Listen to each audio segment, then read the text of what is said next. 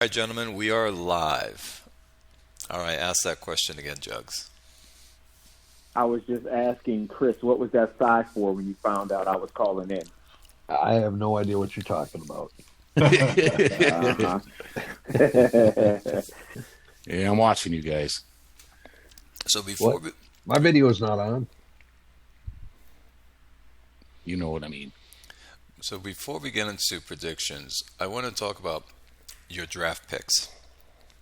I want to go around the table, and you guys tell me, not in the first round, but some gems you think you picked up in the draft. Yeah, I like that. All right, so Works for me. who wants to go first? Don't matter to me. C Max. Grim. Oh, me? Well, I didn't have many picks, so if I got anybody good, they had to have been gems. But I'd say the guy that I'm most pleased with was fifth round defensive tackle C.J. Duncan. He looks like he's gonna be a quality starter for years to come if he can meet his potential there, and I think he will. So C.J. Duncan's. Here it is. This guy? Yeah, yep, I'm on board. I'm Yeah. not. For a fifth round pick? Hell Oh, yeah. yeah. fifth round D tackle. Yeah, If I'm he looking comes for anywhere run near defense. that run defense, you hit the lotto. Yeah, I mean, I'm not happy with his endurance, but I use a rotation anyway. He'll be fine. Yeah, I think I like him. I think he's a great pick for a fifth round defensive tackle. Okay, so I'm looking at different ways. So the run defense is very key for you on this. Oh yeah, run defense, pass rush strength, and punishing hitter. You know, I like play diagnosis too, obviously, but I'm not too worried about that. Okay. Well, I mean, he's 90 future by my scout on run defense. So if he hits 80 or 85, you hit the lottery. Yeah, I think so. What is it that you look for, Clay? Yeah. And that's why I shouldn't say what I'm saying is correct. Run defense and pass technique for my defensive tackle. The reason being, and I'm going to explain why, I like to move him to end as well. So I like it to have the flexibility to go from tackle to end. Yeah, and you're Oh, 3-4 sure. though, so Yes. Chris is 4-3. Yeah. 4-3, you just want a run stopper. Yep. And the reality is, you're not going to get a pass rush out of a 4-3 defensive tackle unless he's an uber stud. Not very often. You're not going to get more than what, 4, 5, Nope, 6 sacks. that's true. You know, Yeah, even in the 3-4. pretty rare to get anywhere near double digits with the D tackle. Well, even in the 3-4, Clay, your ends aren't getting the pressure. Your linebackers are, right? Now they are. Before I used to have my ends used to get pressure. Yeah, you had some great ends for a while there. Yeah, I generally look for run defense, and then like I said, I like the pass rush strength on the guys in the middle. I think that helps them. You know, This is a tackle. perfect example, though, Chris, of why I don't take a defensive tackle in round one, because you can find this guy, and all you need is the big fat guy to clog the middle. Yep. Well, that's and, like and I really needed to shore up my run defense. My run defense last season was just absolutely terrible, and I had just mix and match. I think the top run defense defensive tackle I had last year had like a 48 to 45, somewhere in that range. I mean, it was terrible. That was my best D tackle in run defense. So I was really looking to try and shore up the middle with good run defenders this year. You get tired of him, let me know. I'll take him off your hands. Yeah, no, I'm not going to do that. Is there No, any- and this guy's like my McCarthy guy I got in the fifth last year, who was a defensive tackle. I mean, he didn't show up with any stats until like week 14, but just, a hell of a guy for a 4-3, except he has pass rush, so. Yeah, my thinking on this guy is if he or if any of my defensive tackles can get in the 35 to 40 tackle range, then Yep. they're doing their job. They're doing good. You're not seeing too many guys make more tackles than that. Nope. Is there anyone else, Chris, on your team that you feel like? Yeah, honestly, I think all my picks, with with the exception of maybe the guy I got earliest, the third round pick, that Casey Fine. All of them look pretty decent. I mean, that quarterback I drafted in the fourth round, I mean, he's not spectacular, but he's a guy that might be a decent backup for me. I like the undrafted free agent corner. That Nathan Pelton, he looks pretty good. Him in Ogden? Yep.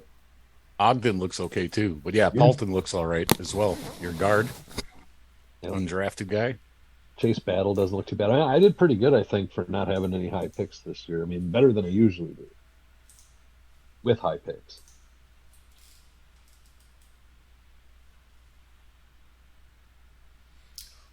Who was the guy? The cornerback? Ogden. I like Ogden. Yeah, Ogden looks like he might if he hits his bars. He's a nice undrafted guy. Well, he may never have a great overall, but look at the pass coverage bars. I like him too. He's short, and I think, if I'm not mistaken, I had to move him from safety to cornerback.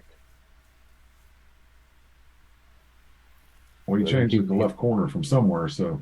Yeah. He was free safety. He was a safety. Yeah, he was a safety, and he just 5'8", 188. He didn't look like a safety to me. Yep, free safety to cornerback. Were you happy with your first round pick, C-Max? I didn't have one. I didn't have. Oh. Well, yeah, actually, yeah, I was real happy with Ben using that pick. Taking my 1.9 and moving up to 1.1. And I told you guys many times, it all goes back to Chris trading that fucking pick. If Chris never traded that pick, that trade never would have happened. Yeah, obviously in hindsight, I wouldn't have traded 1.9 for Bianchi, but what are you gonna do? Speaking of that, what's going on in the forum with all this drama going on? I know Ben was pissed off because he had a trade, and then this guy decided not to trade for the quarterback, and shit hit the fan.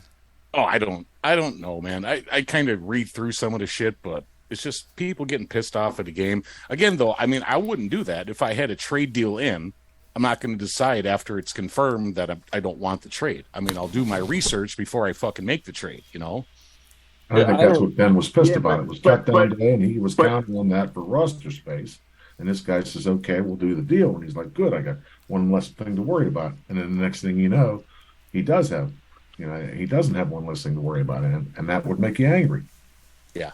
But Grimmer, the trade was never confirmed. They just PM'd each other.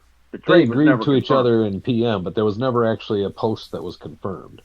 Okay. Right. Yeah, he just changed his mind. I mean, up until the point where it's been confirmed, I mean, it's not a trade until both sides say confirmed. I mean, so I don't really care one way or the other, to be honest, but I can see why Ben was frustrated. But Top was talking about something in there about how he had an avoid interception rating really high when he looked at him and was going to make the trade.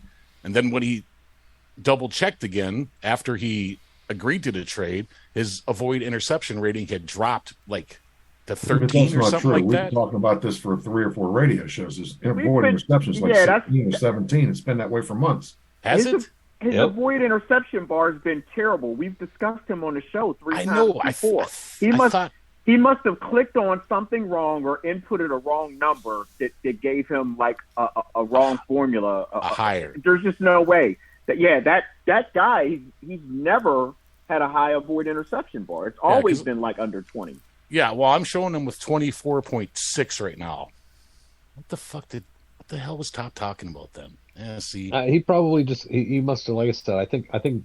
Well, he put it in. He entered it into the calculator on. Into T-Zach's calculator. He put it in the T-Zach's calculator, and the site may have it a few points higher. That's the only thing I can think. All right, that makes sense. Yeah, but the site's based primarily on what T-Zach's calculator does. I mean, T-Zach created what's on Ben's site. I mean, I'm sure he's tweaked it some, but nonetheless, I got to think he just entered something in wrong when he was calculating it. Well, his scout is probably getting a different look than what Ben's scout is, so that would be the difference right there. Yeah, that's true. Sure. So right here he says, I swore last time I ran him through the avoid interception calculator, he was around 33, and this was around the same as Shea. It's like, I don't remember if I got it confused, but he's like, I ran him through after I accepted the trade, and then he was like 16.33 avoid interception. So All right, so I wonder if maybe he did he get a different coach or I was something? going to say maybe he has a different scout. yeah, but Jugs, is 33 avoided interception any better than 16? No, it's twice as good. I mean, it's slightly better. That's how math works. I mean, it's slightly better. Yeah, I mean, I don't know what type of offense he's running. If he's going to run that Air Coryell, there's no way I'd get a guy with a 16 avoid or 24 or 33 avoid interception bar. Right, because that's a lot of downfield passing. You're passing down the field. That's why Socha was able to excel. Although Shea did pretty well in it, all things considered. He threw a lot of interceptions, but he played pretty well in the Air Coryell with the 30s. Orlando's running the balanced. They're running balanced now? So he changed this year and last year. So he changed his offensive coordinator. Well, he did last year. So last year he changed it. So that was last year, not this year. So how are you guys with trades? Meaning that you do PMs, and if you agree on your PM, are you guys honoring that, or do you allow someone to change their mind? I would absolutely honor it. My word means something to me, and I need people to know that when I tell them I'm going to do something, I'm going to do it. Yeah, I agree. No, like it was said earlier, I mean, I do my research before the trade. I don't put in an offer for a guy unless I absolutely know that I want him on my team. I'm not going to just go, that means look to see if you got the cap space for the guy. How many times do you see the cap space trade? Oh, I couldn't make the trade because you don't have the cap space. Make sure you got the cap space. Make sure you have the picks. How many times do you see in the shit? Oh, no, he doesn't have a second round pick next year. Please make it a third. I mean, that shit's just fucking with Ben. If you're going to make a trade, do your homework. Make sure your ducks are in a fucking row. Make sure you have the cap space. Make sure you have the pick you're saying you're giving them. And make sure you want the guy in your team. That's homework. Yep. Exactly. I got to pee, guys. I'll be right back. And make sure you put the initials correctly for the team. I don't know if you mentioned that because then Ben has to search for what team is what if the initials aren't correct. Yep. And honestly, it's just more hassle for the simmer. It's just, I mean, if you do everything you're supposed to do, you do your homework. He should be able to go in, click a couple buttons, and be done in less than 45 seconds with the trade. Him having to search for what team is what, you not having this pick. Did he mean this pick? Did he mean that pack? It just creates more hassle for the simmer. Yep. Yes, I agree about that. But I also agree about if I do a PM, we should agree based upon the PM. Yes, we're confirming on the form, but it's really the PM that's confirming because of the other party who's trading whoever has other people they're trading with as well. And they're discounting them saying, listen, I already have an agreement with someone else. And then they make the trade with you. And if you cancel, the other parties might say, you know what, forget it. Or they might end up sending you less than what you want at the same time. So I'm on the board where if I PM you and I agree, that's it. We agree. I eat it if I fucked up. Yep. Red Zone, you want to tell us who's your gem in the draft? Oh, well, let's see. Where's Harlan? Obviously, my first round pick is my favorite. Marsh, who I toyed with the idea of moving to receiver, but honestly, I wanted to build a team that had that 1-2 punch at running back, and I've already got Fields, and I signed Yamashita, and I'm thinking, okay, so if I move Marsh to receiver, it's basically 3 stud receivers, but I don't have a stud quarterback. I don't know what he's going to play like. I think he's going to do good, but we haven't seen anything yet in a real game.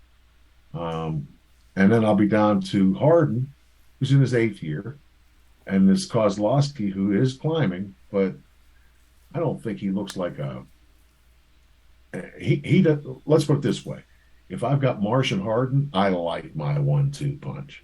If I've got Harden and Kozlowski, it doesn't shine quite as bright. So I thought, you know what, I'm going to leave him there, and we'll throw him the ball out of the backfield, and we'll get our use out of him. But, I mean, I just didn't think that was the way to go. Now, if I hadn't signed Yamashita, Marsh and Fields, that would have been very tempting. Let's see. Second round was the receiver, right? Cooney. He looks okay, but probably a third or fourth guy, not a one or a two. I was hoping for better. The other second round pick was the defensive tackle Sherman Burke, who I really like, even though looks to me like he dropped a hair. I like him. I like having him in the middle. I couldn't believe Tony Benson dropped to me in the fourth round. He's actually he dropped a hair too. Still with the pass rush force he had. I guess people didn't like the endurance. Yeah, he's a big dummy with no endurance, but if you're rotating guys, it's just fine. I wanted a kicker and a punter, and I got a kicker and a punter that I'm comfortable with. Yeah. And then I picked up this Giovanni Trejo, who could potentially down the line be a position leader. I'm going to kind of try and cheat, I guess, on the chemistry. I'm going to see if I can't do backs and receivers yellow and get the affinities with the QB dodge, and then leave the line something smarter so I don't get the penalties with the line and keep the defense away from yellow. So, I mean, I don't know if Trejo turns into anything as a player, but he's got the leadership and personality to make that work. So, yeah, and wide receivers are pretty easy to get the 8 starts or however many starts you need him to become the leader. You just throw him in a 1-1-3 and run that for your first play. Yeah. So, I mean, overall, I think the draft helped our team. It's not like jumping off the charts good, but I mean, I think Marsh is going to have a big impact. I think Benson and Burke will have a solid impact. The kicker and punter will help a lot. Cooney may contribute some. I could get something out of all of them. When you sit down and rate the draft, I wasn't in the top. I don't know, I was like 15th, and I think I fell to like 24th after preseason 2. So I don't think that means anything. If the players make you win, that's all that matters. Hey, the obvious stated by Clay. I actually really 32nd if we win 10 or 12 games. I'd be happy with that. That would be fine. I really like the looks of this Levi Dodge quarterback. I like him too. I'm very look at his career stats. He hasn't done much, but I mean, he's got great speed, the bench press. I mean, he's got good combines, and sense rush, read defense. Here's the thing that made me comfortable with him. 2 things really.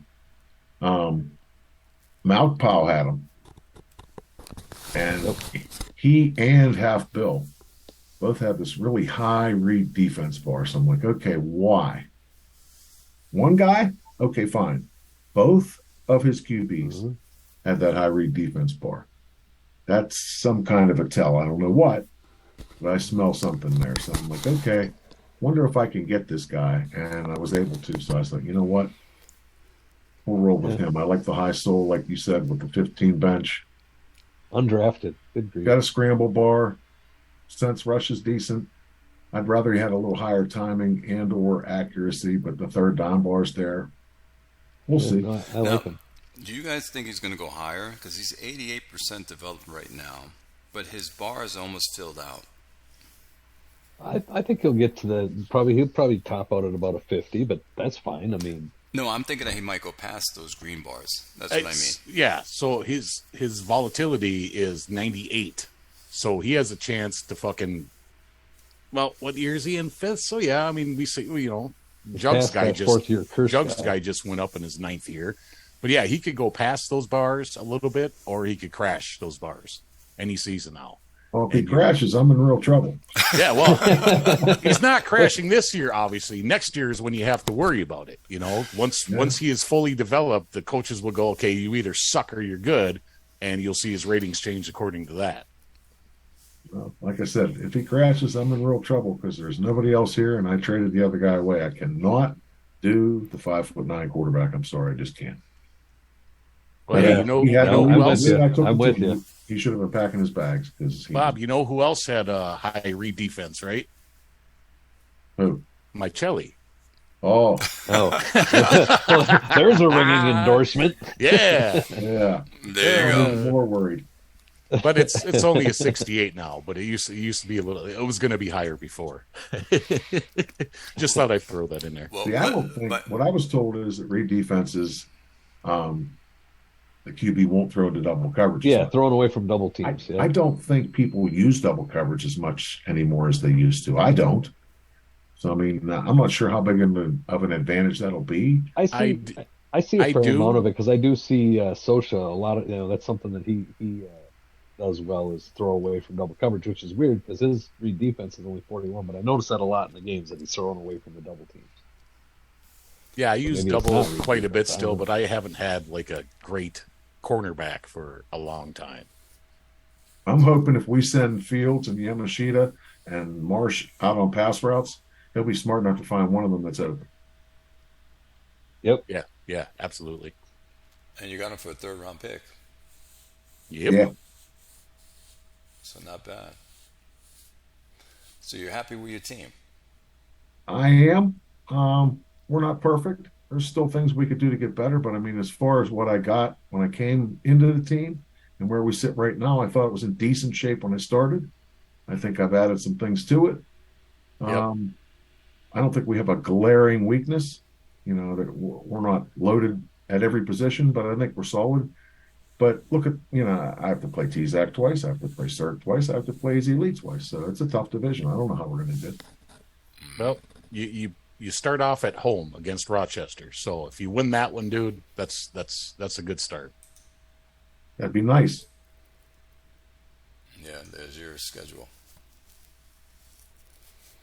I'm used to starting out slow. 0-1, 0-2, 1-2, and then having to crawl out of that hole. It'd be nice to start out 1-0. I'd be real happy with that. All right, we'll go to now Grim. Grim, you want to tell us about your favorite in the draft? His favorite came yesterday, didn't it? Yeah. Yes, I know that one. Let's put him on the board, and he got it for cheap. Well, compared to what he wanted, yeah. Oh yeah, no, I tried a couple days ago, and he still wanted $40 million. I can't afford that, and I'm surprised there's only one other bid on him. But I suppose at this point too, and I don't think I text Clay the other day. I'm like, sometimes it's nice having money left over at the end so you can pick up the scraps. But yeah, no, I think I'm going to go with Jugs and Chris's advice here and start him week 1, even though he's got quite a bit of rust. I play Chesapeake at home. Jeremiah Peters played real well in the preseason, so. But yeah, all you need to do is get him disgruntled the first week of the season for you. Yeah, right. He's coming in expecting. But Peters, well, see, and that's the irritating thing about this. I picked up Hanks and I picked up Peters. They're both journeymen, never really had any starts. I'm like, cool, boys, I'm going to give you a fucking chance. And what did they both do? They both fucking tanked. Yep. I mean, Peters was supposed to be a 45-something. Hanks was supposed to be like a 40-something. He dropped to like 25. It's like, fuck both of you guys. Here's a team giving you a chance, and you can't even just stay cool. Yeah, and Livingston still has his bars, He does. I think he went down just a tiny bit this year. But good enough. Yep. Yeah, I think Livingston Rusty gives you a better chance than Peters. Yeah. Well, his avoid interception is 67.5. So, I mean, if I throw 15 interceptions this year, then I suck at game plan. if I start him the entire year. Sosha's is like 80, and he threw a fucking buttload of interceptions last year. I don't know what was going on. I honestly think that resim that happened week 1 last year fucked us both because we both won the first game, and that was it. Our teams were fucking terrible after that. Yes, it changed everything, right? Yep, there was a glitch in the fucking matrix, man. We had a good season coming. You mean we would have been in the bowl against each other last year otherwise? Damn you, Ben. No, I don't think that, but we might have made the playoffs. It's amazing that this guy is in his 17th season and he's still 61 overall. Yeah. That's incredible. Well, I think I had Witten. I traded for Witten from T-Zac for a third 4 or 5 seasons ago, and he was an old man still in his I think he was 60-something when I got him. But yeah. No, I'm happy with this. Was he in his 17th season, though? He was in his 15th or 16th, and then he played 2 seasons for me. Yeah, this guy came in when he was 20. Good grief. It's good when you have a player where their bars are maxed out. They can go to distance. Look at Meza, the running back for Saw. Yep. He played him into the ground. Yeah, and he just kept chugging too. But you got him at a great deal, this guy. Yeah, 18 million. Yeah, not bad. For sure. Put it this way. Anybody sitting here on this show that had your team in your quarterback situation and had a chance to sign him would have definitely signed him. So you made a good move. Yeah, here's hoping. We're going to go with Maselli again. Is there anyone in the draft that you want? Oh yeah, I didn't have a first, but Worcester, my running back. What round? You got to call him Sauce. Second round. Oh, we'll bring him out right here. Yep. Yeah, you're welcome, Grim. Yeah. Yeah. Well, I actually, traded up with Bob because I'm just still going, man, I got to get up there. I was only, what I trade you? 211 and a fourth for 2.7. So I moved up. Trade, but I knew who you wanted because I was looking at him too. Yeah. Moved up 4 spots. Now, I'm going to fucking play the shit out of this kid.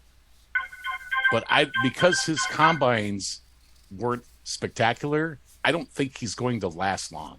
He's got this season, at least next 24. season. Yeah, so he's got this season, next season. And I'm thinking about his 3rd or 4th season. He's going to kind of crash in ratings or not sustain because he just, like I said, he doesn't have the combines. That may be true, but I'd run him till the wheels fall off.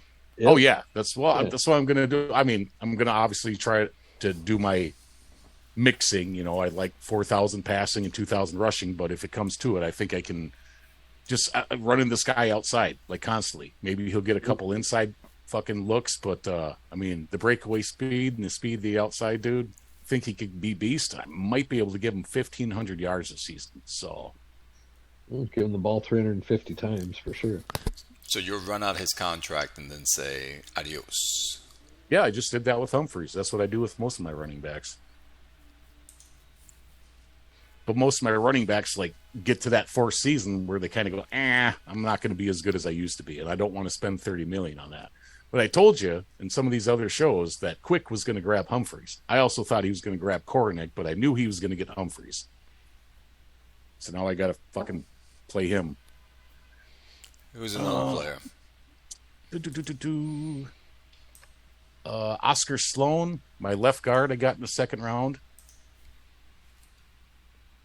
Now, I like this guy, the blocking strength. He's going to be great on that left side in a couple of seasons because, he'll be playing against D tackles and shit. So if they have the pass rush strength, I was hoping that pass block bar would go a little bit higher. Maybe it still does. I don't know. But I think this kid's going to play for us for at least a few years. And then my punter, I like him. I replaced my 3rd-year punter, which I didn't need to do because he just had a solid year. But I think this kid's going to be good. That 94 kicking power, that's all you need on a punter, man. Sure, I'd like directional if I could, but whatever. This guy's chucking his shit fucking 50, 60 yards every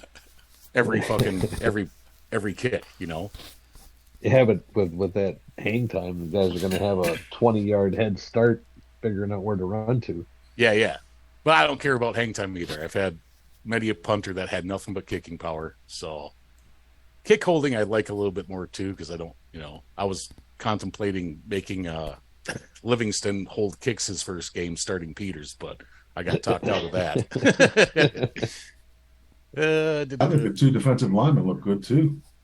Silverstein and Newman? Silverstein, check out Silverstein. He was a linebacker convert. I mean, and he looked like he was going to be way better than that. Like as far as his bars, both of his bars were well above that. But I think I'll play him a bit this year. I don't have any other choices. I mean, I got that Roosevelt Ignatiuk holding out for some dumb reason. He wants $30 million. I don't know why. But you've added a quality rotational piece in the defensive line.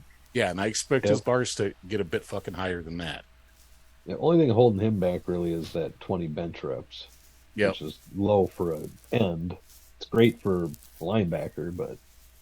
And then I got the 2 defensive tackles, one undrafted and one in the 2nd, the Newmans. Benjamin Newman as well. Oh, you got two Newmans. Yep. Newman. And this Richard Newman I got in the third, but he was, I know the adjusted score and all that shit doesn't really mean shit, but he was the top rated, according to the game, defensive tackle. So I'm hoping with that status and some of his combines, some of that shit gets a little bit better. But he's got endurance, and this other kid's going to, hopefully get up to 65, 70 run defense.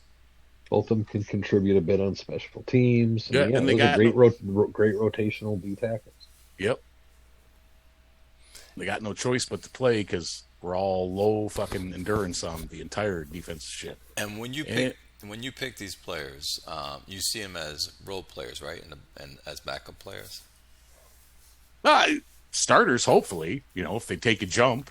I don't think either one of these guys really picks a player hoping he's a backup. I mean, you're looking for someone who can play and contribute. Yeah. Well, I mean, backups play and contribute. I mean, in the fourth, fifth, sixth round, I'm a lot of times not looking for a guy that I figure is actually going to start. But somebody that's going to fill a role that I need filled, like somebody that can, might not, a linebacker that can't tackle for shit, but he has real good zone coverage. I can pick him up and put him in, third and long or four wide receiver stuff, and Yep. I wouldn't consider that a starter, but that's the kind of stuff I'm looking for later in the round. And also, like a player, like your starter goes down, and you have a solid backup that can fit right in that position to handle the thing until your starter comes back. Well, and like these two defensive tackles are good examples of that type of player. They're not necessarily guys you want to start, but they have enough endurance that if the starter goes down, they can fill in and play most of the downs for them. Yeah, and like a Benjamin Newman guy, he also has a potential affinity. So that with his special teams and that run bar, I mean, if I can get him fucking 8 starts, and he's a good size, 6'3", 316, I mean, that's some things that I think people don't pay as much attention to in some positions as they should, is the weight, because it does say in the game that it makes a difference. Oh, I agree with you on that, Griff. Yeah. Oh, but yeah, and Clay, that's another thing. If we're talking about later round picks, I want to bring it up later in the show, because if we keep talking about this shit, we're never going to get into predictions. But special teams, I kind of notice you're not into that, and I'd like to discuss that with you further later on. You got it. Yeah, right on. But yeah, that's it for my draft picks. I mean, I thought I had another good draft,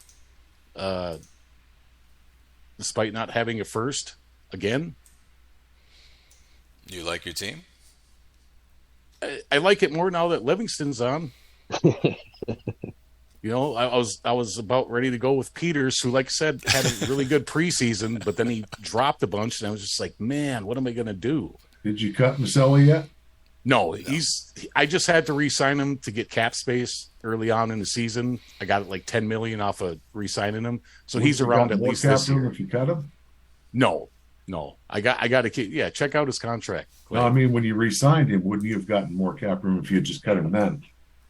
No, he was actually making a lot more money this season, so I can't cut him till next season. He's making $18 million, $24 million, and another 18. That's what he's making. That's a lot of money for this guy. That's not a lot of money for a quarterback, though. So, like I said, he's got to stick around this season. Next season, I'll dump him, and I'll make half his money for a quarterback that's garbage. Yes, I absolutely agree with that. Get him, John. Yes, I agree with that, sir. You know that. We already talked about his damn cap space, but I can't cut him until next year. And without him starting, maybe he'll just sit on the team another fucking season at a way reduced salary, and you get the cohesion bonus. Then, Well, the other thing is he gives you the triple affinity. You might want to hold on to him for a couple more seasons. That's what I'm saying. If he doesn't play at all this year, I think I can renegotiate him next year. And again, then he'll go down even more because he's not playing. Yeah. But another year of cohesion and triple affinities. So worth it for this guy to maybe stick around for a couple more years? I don't know. I guess we'll see what happens, but I know that every time he stepped on the field in the preseason, he threw an interception. So, so he don't get to play this season. The cohesion is not going to matter unless you start him. The cohesion is not going to play any part. It plays no part in this. But he's chemistry. Got, it's the chemistry. And if if he has to start at any point because of injury, now he's got cohesion and the affinities. So if he has to start at any point because of injury, your season's over. Yep. See, I don't get jugs on this guy. He says like nice things about him, and then he's like, well, he can't play. But he's got cohesion in the affinities, but if you start him, you're going to lose. So you better hope Livingston doesn't go down the first week. Yeah, right? Jugs is like schizophrenic on my chili. Yes, he is. No, I think it's reasonable. I'm not. He's garbage. Yes, he's garbage. He's a garbage quarterback, but if he brings cohesion to the chemistry cohesion to the team, why not keep him around? Yeah, right. No, but he is a you just keep him for the chemistry. Yeah, have him inactive as the third quarterback and just keep him for the chemistry purposes. Well, chemistry don't matter if he's not. Too bad he's not a mentor. Yeah, that's another thing I talked about last show. Chemistry does matter. Well, if chemistry he's not playing, matters no matter what. Cohesion doesn't, but chemistry, I think, still builds chemistry plays a part team. regardless of whether you're playing or not. He's a cheerleader on the bench. Then that's great. Yeah, but the cohesion does matter, Chris, because if he comes in, he's been on the team 5 years longer than these other guys. Yeah, if he starts, it wouldn't hurt him. It would help him if he starts. Yeah, for sure. Yeah. Okay. Yeah, I know what you guys are talking about, but yeah. Grim, so instead of throwing 6 interceptions, he's only going to throw 4. Yep. Grim, look at the bright side. You know he sucks, so you don't have to worry about having him on your team. No, I don't. There you like go. I said, it's a lot of money to pay see for what happens. A bench cheerleader, though. That's what I'm saying. 18 million, 24 million, 18 million. That's a lot of money. Yeah, that's like having a kicker. Yeah, you can't have him on the team just next year if he's making. And this 24. guy can't even fucking hold kicks. That's the shitty fucking thing. Yeah, he can't hold kicks. That's right. If he could at least hold kicks, I could fucking have him active.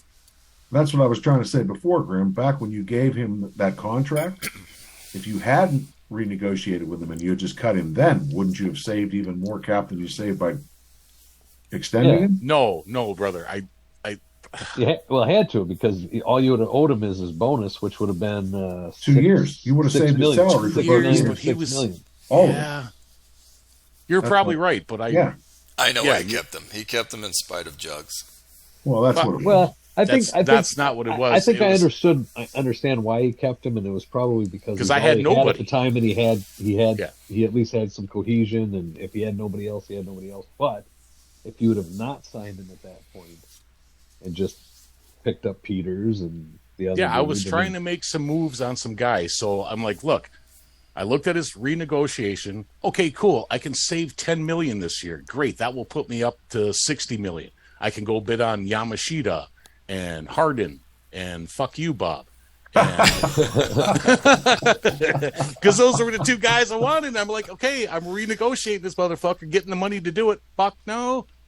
Just destroy my plans. I feel guilty. No, you don't. No, you don't. You son of a bitch. Jugs, you want to tell us about your gems? I didn't have anybody. There are no gems. I didn't have a pick until the 4th round. My gems were all in free agency. You want to give us one? I have your team up. Who do you like? The free agents or the draft? Yeah, there are no draft Kornak. Agents. He got Curtis back. Well, you're happy as a clam. Look at this defensive tackle, Ellis Carter, Clay. Who are we looking at?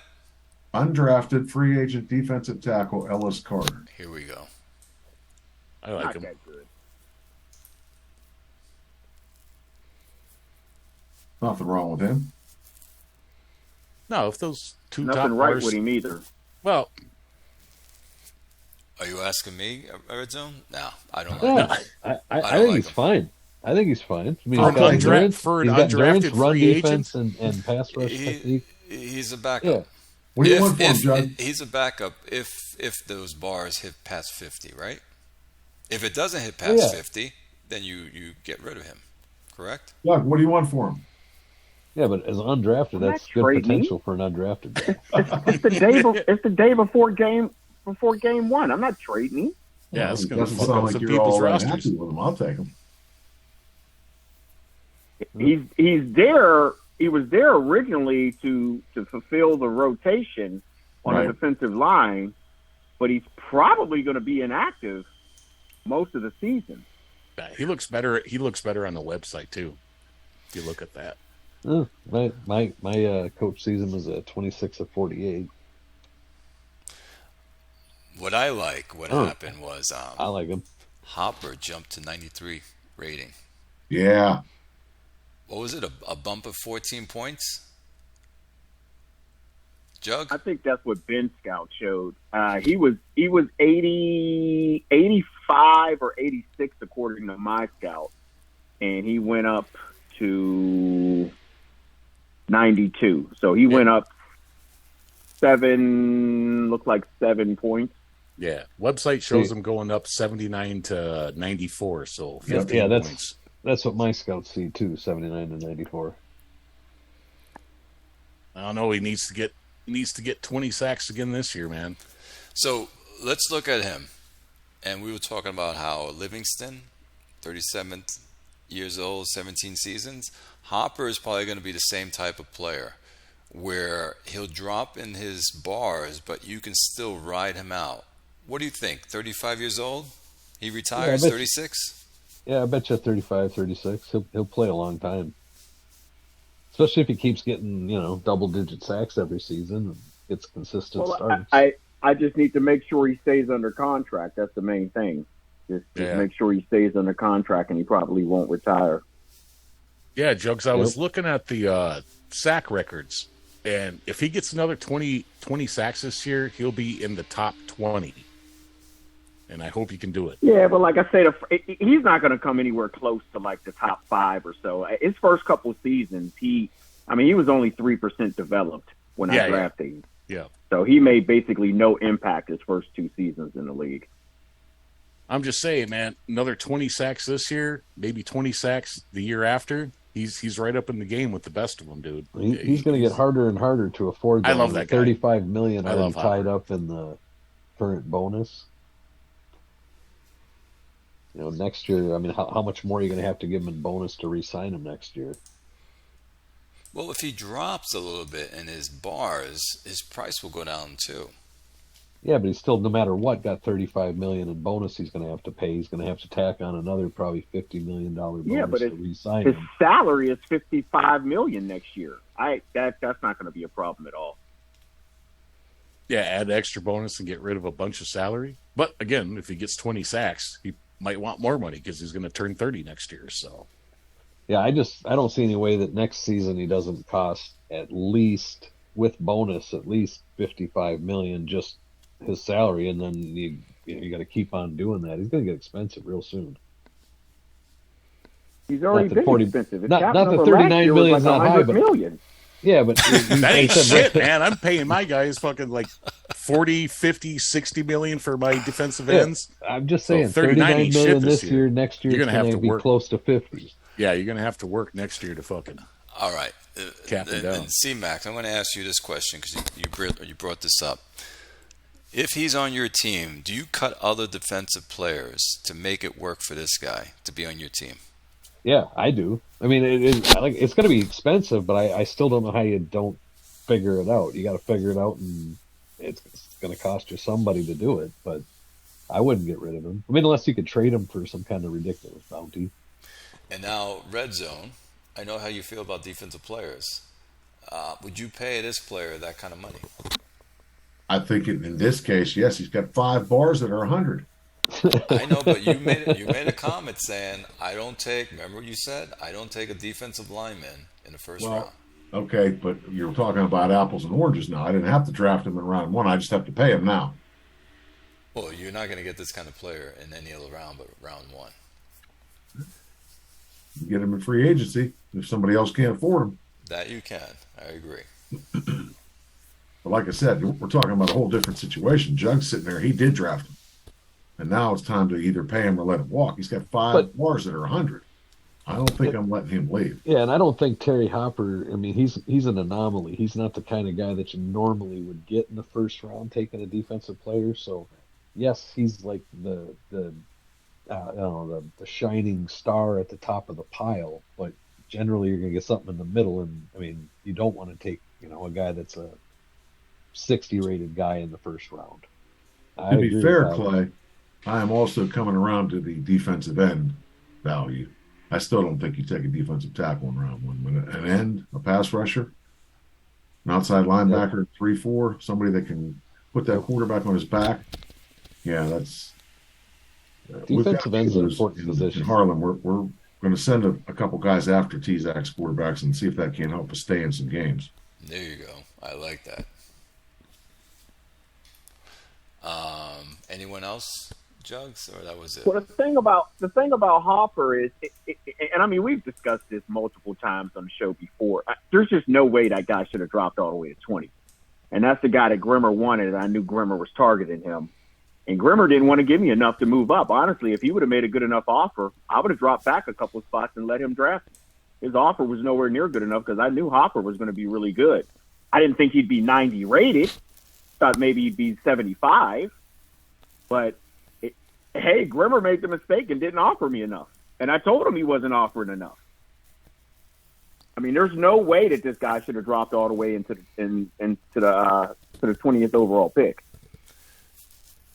Grim, what'd you offer if you remember? Oh, he must have he stepped away. He offered. He was either 2 or 3 picks back. He offered me a first and a third. And my exact response to him in PM was, I know exactly who you're targeting. You need to pay me more. He says, well, I'm not. He says, I'm not paying more. And I said, then you don't get him. And he's kicking himself ever since. Ooh, me? Yes. Grimmer, we're talking about I had a feeling as soon as I heard Clay say that. I sat down and heard him say it. I'm like, yeah, they're talking about me because Hopper's still on the screen. Go ahead, Jugs. Tell him what you just said. I tried to trade for this guy. You offered me a first and a third. Yep. I told you it wasn't enough. Nope, because he knew who I wanted. He's like, I know who you're after, man. Well, actually, he didn't say that. I figured it out. He knew who I wanted. No, I told you that in the PM. I said, I know exactly who you're targeting. You need to pay me more. Yep. I should have done it. And it hurts, right?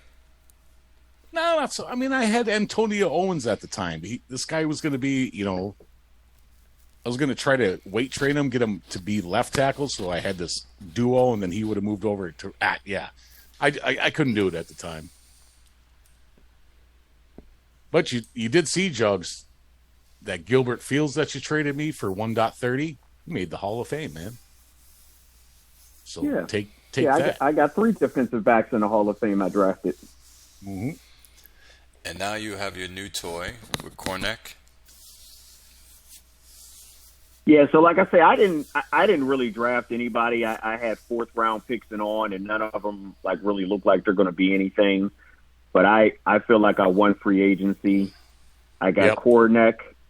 I got Turnbull back, the wide receiver who's the stud return man and the special teamer. You got Floyd Curtis back. He's not showing. I got Floyd Curtis, my tight end back. Yeah, and I got defensive end Dante Champion, who honestly he's probably going to play defensive tackle in the passing downs, and I got him playing defensive end in the rundowns. Oh, you got my my tackle too, Tubbs. Right, I signed your guy. He's there just to clog up the middle and stop the run. There you go. Yep. You have a stacked roster. You didn't really need to pick up anybody in the draft. Now. No, yeah, but you're set up next year, Jugs, now, right? You got my third, you got some other picks, so you have your full thing of draft picks. Yep. Yeah. So I'll have a first and second round pick again next year. Yep. And third and 2/3. And yeah, so I like the way you're fucking doing things. Yeah, we gotta talk about your cap management. You go these seasons and you got no money, and then all of a sudden, boom, you got 200 million, boom, boom, boom. Yeah, so good shit. I like your team this year, but I don't know if you can beat Hanley, and we'll talk about that when we get the predictions. Yes, we will. Wow. It's your turn, Clay. It's your turn. You're the last one. All right, the guy I like is my second round pick. The one guy? Well, there's two. There's a center. Here's a center that I moved up for. As long as he hits the if his pass blocking hits in the 80s, I'll be very happy. Yep. But this guy, I had to text you about that boy. Ooh, this guy came in at very unrated, undervalued. What was it again? Underrated. Underrated. Right. That's right. And I picked him up. So he's going to be working for me perfect. He's perfect for me. So pull up Angelone. Didn't Angelone end up being okay? Oh, okay. So the guy I got in the first round. Yeah. Who tanked. No, he's terrible. The guy in the first round was terrible. Yeah, he tanked. However, it was a guy he got in the third or fourth round. It was the second round. He's showing it now. It was good. All right. So this guy here, I'm thinking that he might go past his green bars because he's a 66 developed, right? 66% developed. I think he might go past that. And that's what I'm hoping he does. If not, he's either going to be cut or he's just going to be a backup for me. It is. But these two offensive linemen made up for that missed pick. They did. I mean, his run bar is what it is. Hopefully, because I saw this guy with a better agility or pass blocking too, Clay. Yeah. And with that 37 bench, that blocking strength should be all the way up. So I think next year he gets a little bit better. He might be a useful player on your team at some point. So not a total waste. I mean, I think we talked about it when he picked him. Like, oh, dude, why'd you pick him? I know. I see three. I'll leave him on my team for 3 years. If he doesn't show improvements in 3 years, he's gone. But there you go on that. And then the defensive player I picked up in the second round. The second round was my best one. I picked up this defensive tackle. See how I like pass technique? So I got Lincoln. Yeah. Oh, well, yeah, but even the run bar, dude, is sufficient. I mean, you're not even really playing. You probably need run defense at this point because you're not even really playing like fucking pass teams in your shit anymore. No, I tried to get more run stoppers as well. But I think he can give some pressures on the quarterback and allow my linebackers or my defensive ends to maybe make some sacks. Yep. I like that guy. So these three players in the second round, I'm very happy with. That's on the screen. And that was it. I didn't really do much in free agency. And I picked up this cornerback, which I also like. Not this guy. Where is he? That's and Jug's Price. Team. No, that's Jug's team. Yeah, Price. Yeah, 6th round pick. So Clay. Yes. Yeah, look at that. I mean, I could use him. He's my color. I might be talking to you about him next year. All right. Sorry, go ahead. Good, I got two things for you, Clay. Sure. The first one's easy. Pull up Julio's roster. Oh, no. Hold on. Let me take my guys off the screen. I'll pull up Julio's. Slide down and look at safety. Landon Colum. Julio is got it. And who do I want? Landon Colum. Free safety. Got it. Tell me what kind of drugs I was on the night that I released him so that he could sign him in free agency. Wait, you released this guy I year? released this guy. Why? He was 35 current and 41 future, and he jumped. Look at him. Oh, no. Oh, yes. Oh, no. You want to kick yourself in the balls. Hey, at least you point out your mistakes, brother. That's humbleness. I keep wanted doing to it go too. Outside and kick myself in the balls. When no. Yeah, but how would you know? I mean, well, look at the season. Did you need the money? Why? Well, he's young. I was trimming salary and money to make bids on receivers and running backs. Yeah. Well, it serves you right then, sir. Serves you right. So you go ahead and cut these great guys to go get guys for me. But that's what I was saying. That he's on his third season. Sometimes you got to hold on to these players for 3 seasons to see if maybe they saw it. So the other thing I have, I was talking to Jug about this, and we kind of laughed because, when I got this team, you know how you get a PM. I don't know. I guess it's been a while since any of you got in or out of the league. But when you get in the league, you get a PM from Ben. He says, this team's open. Are you interested? That isn't what I got. Nope. I got, there's a team open. Do you want it? Yep. Nope. I remember you text me, and he's like, do you know what team it is?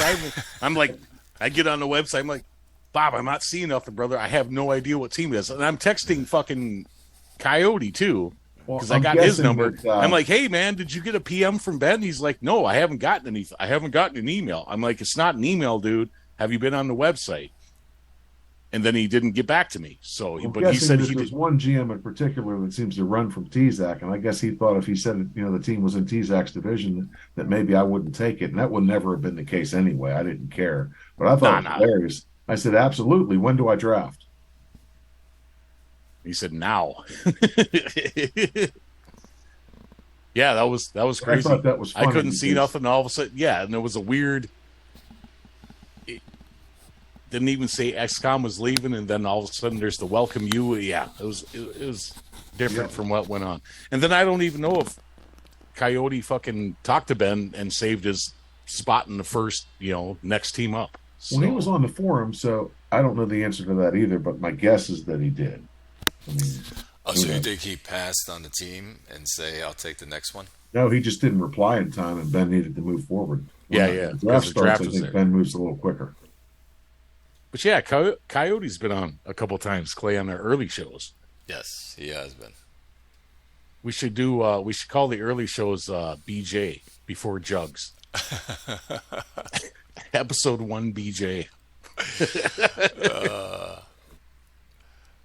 All right, so those are your guys. Predictions? Let's go into predictions. All right. Let's start with the AC North. North Plainfield, Toronto, Harlem, which is Red Zone, and Rochester. Let me close this screen out. Let's bring this over.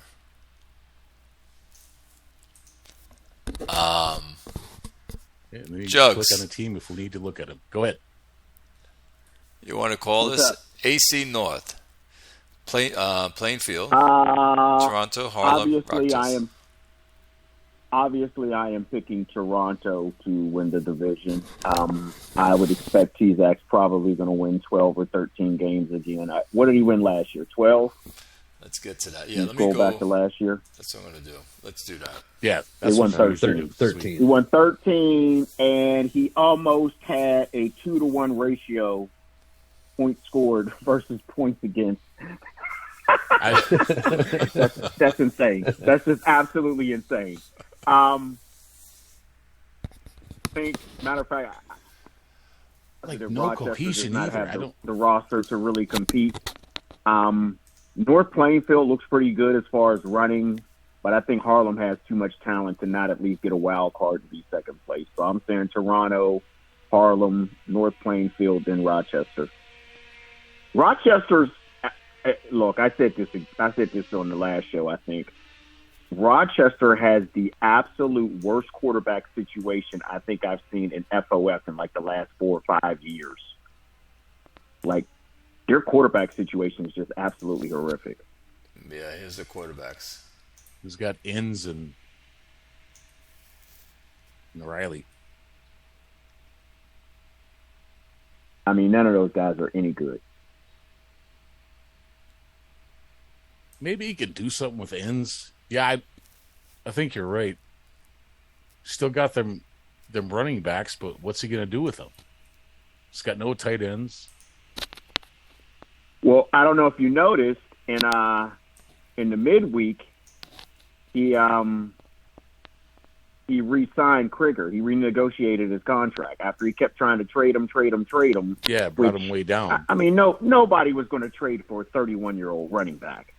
No, and he ended up. It looked like salary. He lowered his cap number by about $12 million.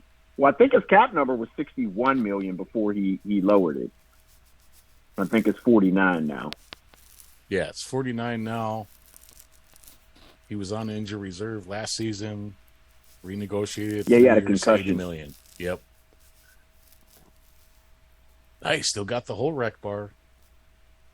Right. Skills. So I don't know how much mileage he's going to get out of these running backs. I don't know how good his offensive line is as far as run blocking. Dude, he's not going to be able to throw the ball. So no, I think if he wants to win any sort of games at all, right, if he wants to win any sort of games at all, he's going to have to run the ball 600 times. And he's got that might be good his rookie right tackle. I don't know if it is. His rookie right tackle. Okay, this guy. Looks a little Boyer? Looks a little worse there. What you got for him? 66? I have 61 for run blocking, if he's going to be running. But he's a 45-66. Yes, that's what I'm showing as an overall. I got a 45-67. Website shows him 46 or 70, so yeah, I agree. But he's a rookie. He's not going to add any cohesion, which is hurt the run game, if anything. I mean, whatever he brings, it'll probably be a wash. So you think he's going to come in last place? Now, he came 8-8 with the same quarterbacks. I mean, yeah, which is actually amazing. I mean, yeah. Think about it. Like, look at those quarterbacks. The fact that he won 8 games with those quarterbacks is like nothing short of amazing. No, he had a different quarterback last year, brother. He did? Who's his quarterback? These are all new quarterbacks. They all came on the roster this year. Oh, yeah, he had Owens. I'm looking at it right now. Yeah. So Owens, I think, is 49 overall. Yeah, Efren Owens was his quarterback. Who signed Owens? Somebody signed Owens. Somebody did. I thought about it. Was it Bordeaux? Hank's guy. Might have been Bordeaux. Hey, Tyrus Dennis is going to be free next year. Think I should sign him? See what I could do? Sure, go for it. I double dog dare you. You like quarterbacks that throw interceptions, so you might as well go. I do. I like to make comebacks, man. All of them fucking great seasons I had before you showed up. So Iowa signed Efrain Owens. Oh, that's right. He needed a quarterback. He has no quarterback. This is Iowa's quarterbacks right now. That's it. So I'm going to hit his avoid interception here quick. Could he be it? Could this be the guy? So how would you like to be a fan in Iowa right now? You went from half Bill to Koronek to Efrain Owens. 35.7. And you lost Yamashita. Yep. Ouch. We'll get to we'll get to that. We'll get to that. Yeah. So we're jumping around. All right. So let's keep it in order. Keep you on order. All right. So that's Jug's opinion. What does everyone else think about the division? C-Max, you're next. Yeah, I can't really argue too much with that, other than I think Rochester's still going to take second spot in the division, and then I think it's going to be all three of those. It's going to be close. All three of those teams. Harlem. Yeah. I think Rochester and Harlem are gonna battle it out for the number 2 spot, and then I think North Plainfield will be just slightly behind, but I think Toronto takes it. All right, Grim. I got a lot to say. Toronto, T-Zac's taken until one of y'all motherfuckers figure out in that division, Bob, how to stop that pass defense. He's got it. I don't know. It didn't look like he picked up too much. Dude, my parsers are running as we speak. Yep.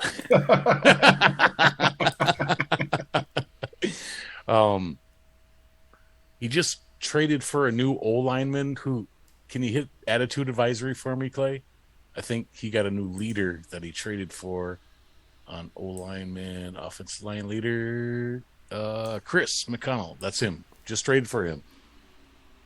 And he can pass block. He can be. That's a great left guard size, 6'4", 308, pass blocking strength, and team leader. So he fixed that. Didn't make a whole bunch of other moves, lost some shit. But again, T-Zek has it figured out. Toronto I pick. 11-5, 12-4. I got Bob next because he's going to try hard. He's going to try harder than anyone. Picked up a whole bunch of fucking new talent this year. And North Plainfield, can you pop up them in their quarterback? You got I know they're going to run the ball with fucking Divine. So he's got a quarterback, Lester.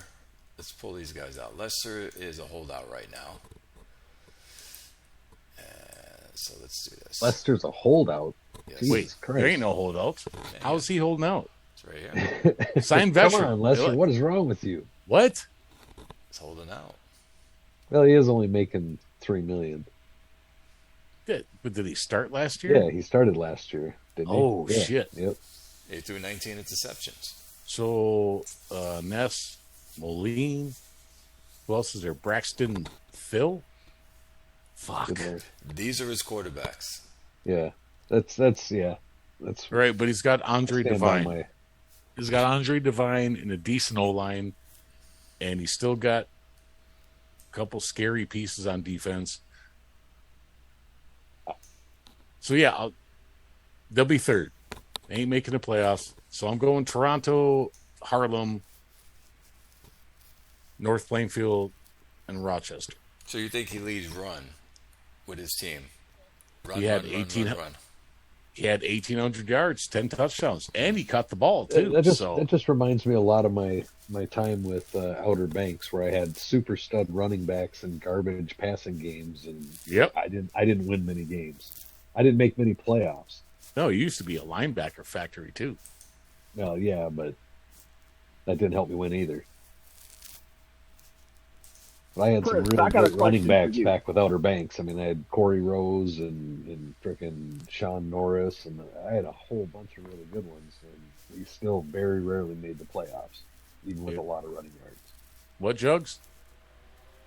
I got a question for Chris. Chris, I want you to look at Harlem's offense and tell me how in the world you think Rochester is going to finish above Harlem, looking at Harlem's offense.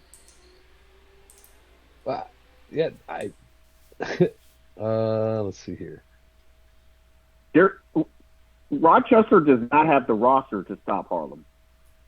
I don't think there's enough game planning in the world. You can be an average game planner and score points with that offense in Harlem. I just think that he's got so many new players. They're not going to be as productive as they should be, just with how many new faces are on the team that he's counting on. I think cohesion plays such a huge role that it's gonna affect a couple of games, and I think he's gonna have to battle Rochester for that spot, because Rob does a good job of getting his teams to perform if he pays attention, and I think he is right now. So Yeah, he was just on a show.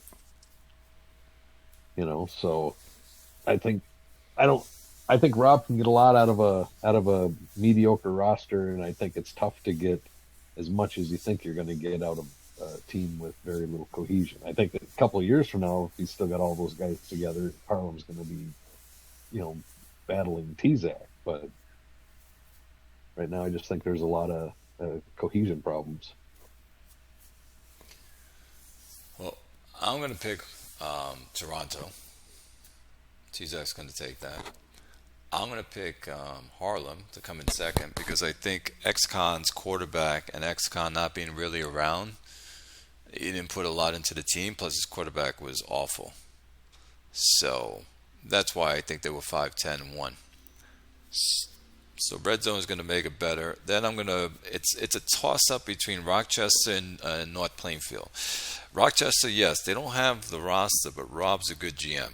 And if he's active and really into the team, I think he could do better than North Plainfield, and he'll win it. So this is a toss-up. So I'm going to call Plainfield coming in third and Rochester coming in last until Rob gets his team back together. So T-Zac, Red Zone, which is Harlem, then North Plainfield, then Rochester. Let's go to the AC South. Houston, Atlanta, San Antonio, and Fort Wayne. This is a tough one to call. C-Max, why don't you take your division?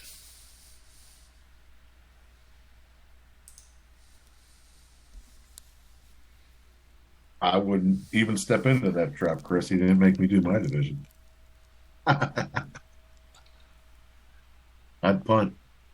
All right, yeah. What's up with that? No, it's all good. I think Houston's gonna win the division. I think they've got a good good team. I think it'll probably be a toss-up between us and Atlanta. I don't think we'll be as bad as we seemed to be last season. I mean, the fact that we won so many at the end of the season to, salvage, some semblance of respect, I guess. I don't know that we're going to be much better this year. So I think it's going to be Houston, then I think Atlanta, and I'll go second. I think we'll get 8-8, and I think Atlanta will be 7-9, and then I think Fort Wayne's going to struggle again this next season. So yeah, I think Houston's going to take it. I don't think we did enough this offseason to, be talking about playoffs yet. Red Zone, you want to take South? I think I think it's interesting that Houston has two GMs now, but I think he was already on his way even before he brought in the assistant GM. Rick will help him, but he was already headed in the right direction. I've known him a while from back in the days in the USFL, and he's always been steady and solid, and he's a tough out. You got him on your schedule. It's a tough game, no matter what his roster's like. He game plans. He puts time in. He's paying attention. He's on the forum. He's not just sending a file and watching the season go by, and that's valuable to me. I think that you compete better when you do that. You see these guys in a team. I mean, I like Rick's got like a virtual playhouse there to help him out on offense. And then I know Ken wanted to do the defense, but that's why Rick brought in fucking Ward and fucking Illy Espresso. They got scramble. They can run. Now they got Brechter Field with this massive hole recognition, dude. Fuck. And Scobie. I mean,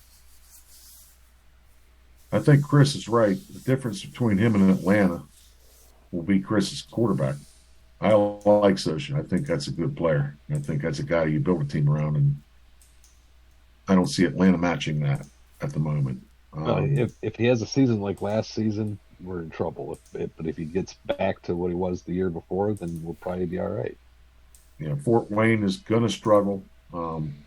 Doesn't mean that they aren't able to come out of this, with some players. I mean, it's not like they had an incredibly horrible draft, but it's going to depend how that rookie turns out at QB.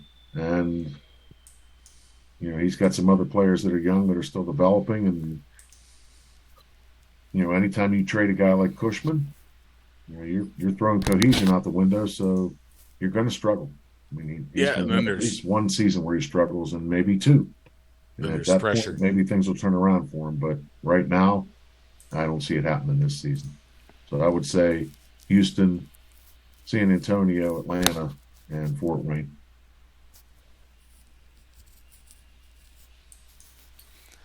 Grim? Yeah, I'm going Houston. I think Houston takes that. If they do well enough, they may even be able to get like a first number 1 or number 2 bye week. Then I gotta take Atlanta. I think Kev's coming up with that. He's got some players. We've already looked at those guys.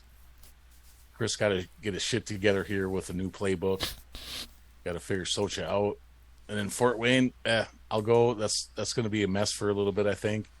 I think Slam's learning, and he knows that he can ask anybody now that, hey, what's up with this? What do you think of this? What do you think of that? And all of us are pretty fucking good at saying, hey, don't fucking do it, or do it. Sounds nice, So, yeah, that's my shit. Houston, Atlanta, San Antonio, Fort Wayne at the bottom. Houston makes the playoffs. I don't know if Atlanta can yet. Yeah, Jugs, take it. Got Houston first. Last year I picked San Antonio. I'm going to pick San Antonio second again, although I don't think they will make the playoffs. Here's the biggest mystery, and I've said this before. Green Dog's a pretty good GM. I don't know what's going on with this Atlanta team. They've only made the playoffs like one time in like the last 11 or 12 seasons. This quarterback is not that bad. Oh, it always seems to be on the cusp. Well, see, here's his playmakers. I'm going to bring out his playmakers on his team. Okay, let me span them out. I mean, he has talent on offense. I have no idea what's going on. All right, there's his playmakers. Jesus, I would take those. Yes. Yep. Look at the quarterback stats. That quarterback actually should be playing a lot better, and he's got a decent avoid interception bar. I have no idea why he can't get more production out of this quarterback. Well, he only gave him 6 starts, too. Well, he got hurt last year. What about the year before? He got hurt then. I think he did. I mean, if you're only getting 6 games a year out of him, well, yeah, his stats are terrible when he does play. I mean, his career stats suck. Like, even when he was playing, his career stats suck. And if you look at his bars, he shouldn't be playing as bad, especially when he has talent around him. No, he's a 56.4 avoid interception. Huh. Did he get hurt all those bad years? System? Or did he get?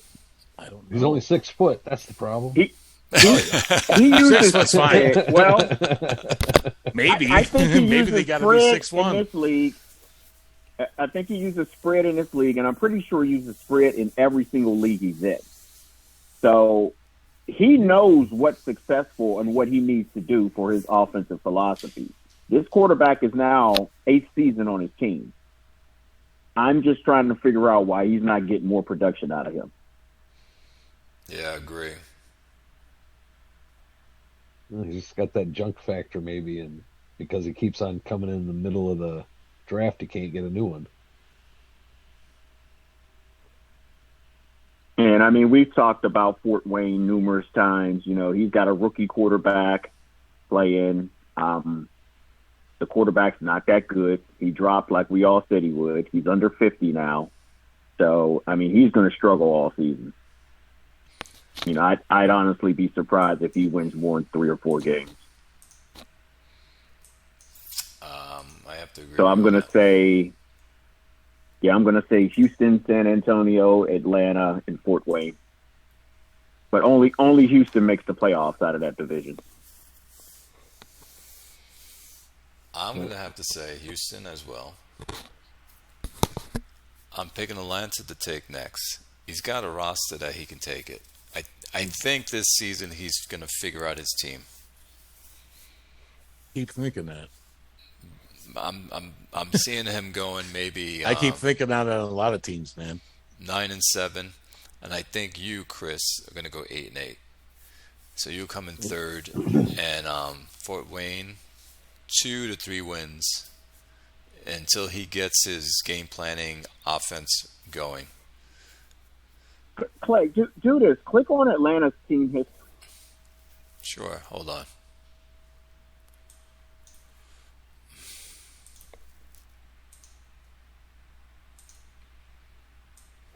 See what I'm saying? Yeah, he's a better GM than this. It's been a while. He only had this season right here, 2106. He went 10-6, and then 2100 he went 11-5. So it's like a stretch of and that was 5 seasons. Yeah, 2100 was his first season with Atlanta. Okay. So then really his 2106 is where he went 10-6 because he put together his team. But then they fell off the cliff and haven't come back yet. Yeah, I don't know if he's in a bunch of leagues. Maybe he's just short on time. Maybe he's spreading himself too thin. I don't know. He was starting Jamison Ward over there. Yeah, he was. Last 3 seasons. That's why Wilkerson's been out.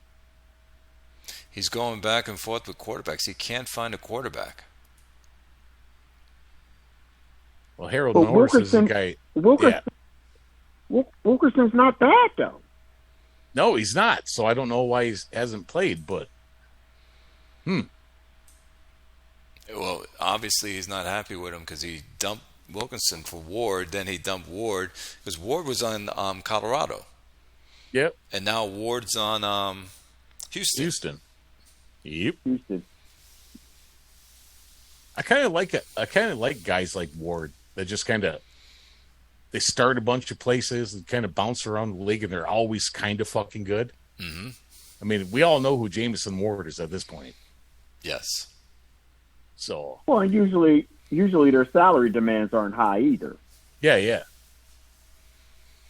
But we just the radio show, as Jugs calls it, it's making household names out of players. We know who all these guys are now. You know what I'm saying? Except for the new guys. Sometimes we struggle with that, but man. That is true. That is true. Be some good shit. What is it, Efren, that Iowa has, which we'll talk about. I wonder how he's going to do with this. Yeah. So next up, AC East. You got Tucker, Augusta, Snapfinger, and Orlando. Jugs, you want to take this one? Going to go Tucker. I don't think he's going to start his rookie quarterback this year, though. I think he's actually going to let him ride the bench and probably develop him. Wasn't he talking about more that, next training camp and next preseason? Olshansky, right? All right, so here's his quarterbacks. I expect him to start Darrell Taylor. I think he's going to start Darrell Taylor again. He's not on the team. There he is. Oh, he's got him. Yep. Never mind.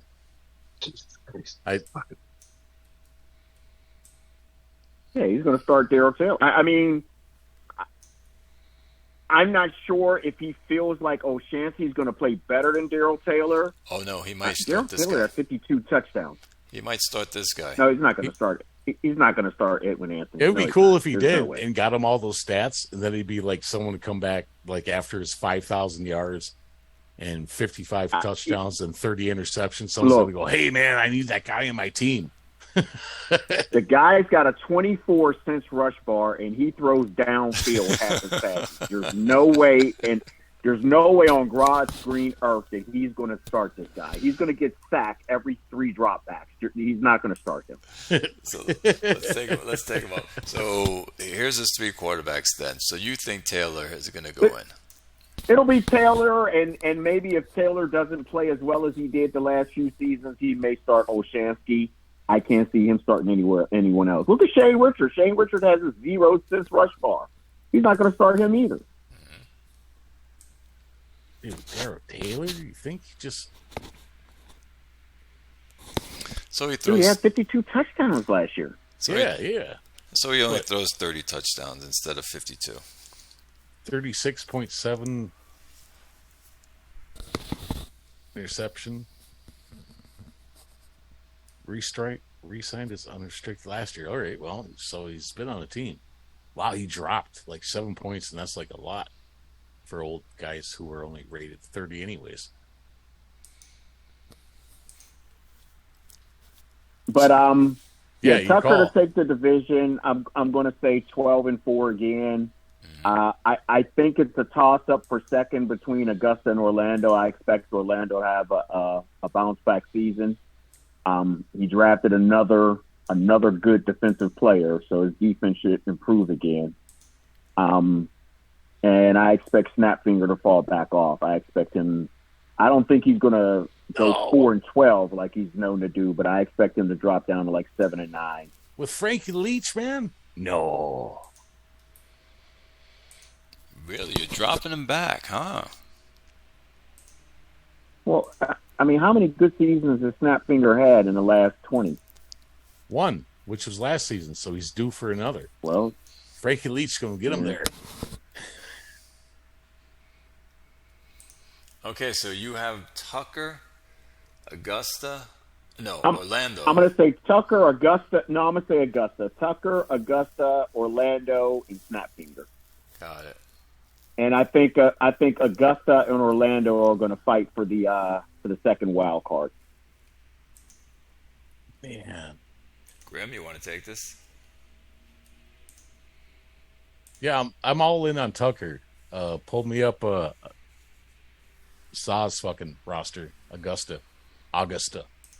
Howard. Okay, what do you want to see?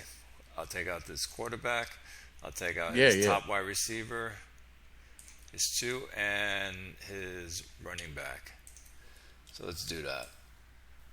So Garland had him fucking going good. So here we are. Here's his playmakers. He's got his quarterback.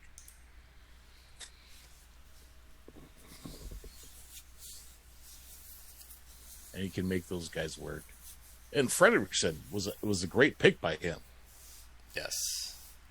Pick 23. Pick 23. Sometimes you got to wait a year for a guy to show his true colors.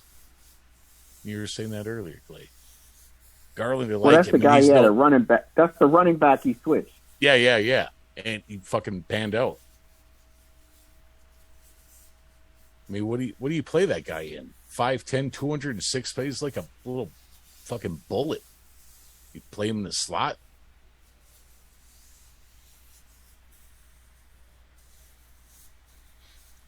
Oh, he did. He brought his team back last season. So yeah, I think he was down in a hole. That was without Mesa. Mm-hmm. Maybe what's this? 2 playoffs in a row for him now. Check right now. Yep. Wild card in the division.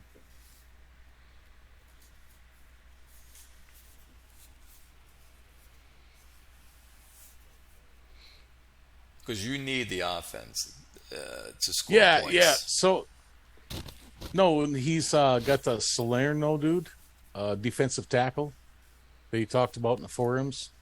Looks like a great re-sign. He was relieved, but now he doesn't have any money. So pull up Salerno quick. There he is. I like this guy. Dude, look at that endurance, look at the run defense, and look at the pass rush technique. That's one of your ends, Clay.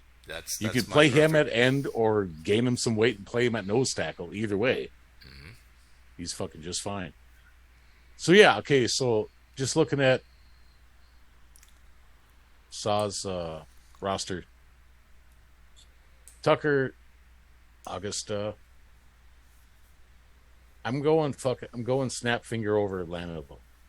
And Snapfinger's gonna go fucking 9-7. Over probably Orlando. Miss out. And Orlando coming in last. Yep. Okay. I think he's got shit to figure out over there yet. Red zone? I'm here. He's why my headphones aren't working, but I can still hear. It's just not where it's supposed to be anyway. We hear you clearly. Yep. Let me look here. I'll bring up the playmakers for Orlando.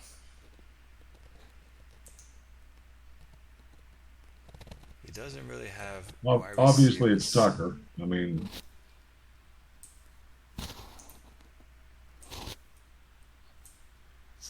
so this is Orlando's playmakers. Bob just sounded defeated. He's like, obviously, it's Tucker, and well, I mean, no, you can just move on from there. We know it's going to be Tucker. So, what do you think of the other guys and their shots? He's a machine, and he's going to be. If he doesn't win that division, somebody had a great year. But consistently for him not to win that division, I have to see that. I don't think that's going to happen ever. So, I mean, most years it's going to be him and everybody else, and that's something you generally have to accept. Dude, and surprisingly, Brian hasn't left, and neither has fucking Snapfinger. What's his name? Joel? Joe? He's like New Zealander or Australian. But surprisingly, these guys haven't left this entire time. They just keep trying. That's good. Orlando snuck into a bowl a couple seasons ago. I think they lost it. But, I mean, they didn't win a division that year, though, did they? They came in as a wild card. Yep. So did Brooklyn, and they won it. So I think he's kind of moved things around since then. I'm pretty sure he's using a different quarterback. I don't know if his offense has changed, if his players have changed, but I mean, I'm going to say Tucker's going to win it. I like Sawblade. He's consistent. He's stubborn. Like you said, he's hanging around, and still every year he comes back and goes at it with Ben again and again and again and again and again. And, I got to give him credit for that. I think Orlando's third and Snapfinger's fourth. I mean, Orlando and Snapfinger could be close, though. It could be very one or the other. It could go right down to the wire who's going to be third and who's going to be fourth. They're going to be right together, but I think Saw is going to be in second. Man. Let's see if I can do something like this. Okay. Because this is Snapfinger's. Yeah. That's why I'm rooting for him, dude. He's got some household names, man. Frankie Leach, Craig Borders. Well, he's got the roster, but I mean, he hasn't consistently been in the hunt. And I don't know if that's he doesn't game he doesn't pay any depends on the attention. game or what. But I mean, He submits one game plan per year. That's the problem. He doesn't pay any attention. If something goes wrong or goes awry with his game plan, he's not around to correct it. I mean, that's been him for years. Well, no, he's not. He's not a very interactive fellow. And I've been in. He doesn't submit any fouls, Grimmer. Yeah, I don't. You could go to the upload status screen, and he never submits any fouls. Well, this ain't the GML, so. He's got the roster, as we know. Just look at his roster. Yeah, but I also know him to be a fucking decent guy, so I root for Snapfinger, but anybody in Ben's division, you always kind of root for the other guys in the team, are in the division. It's like fuck. Yeah, week one runs tomorrow. He's got no foul. Oh, I haven't put my foul in either. I haven't either. I have to do mine tonight. Good. Thanks for reminding me, Red Zone. Oh, don't forget that. But here's the thing: Snapfinger has 57 people on the roster. He's got to drop 4 people, and he hasn't submitted a foul. I hope they don't cut people they fucking eat. Chris? C-Max? Yes, sir. What do you think for the East? Tucker, Augusta, Snapfinger, and Orlando. Well, Tucker, obviously. I think Augusta is real close to competing with Tucker year in, year out. So I think number 2, rightfully will go to him. And then, honestly, between Snapfinger and Orlando, they would both be pretty good. I could actually see some potential for both of the wild card teams to come out of that division. So I think, but I'd probably pick Orlando and then Snapfinger, but it'd be real close. And I think they'll all have 8 and 8 or better records.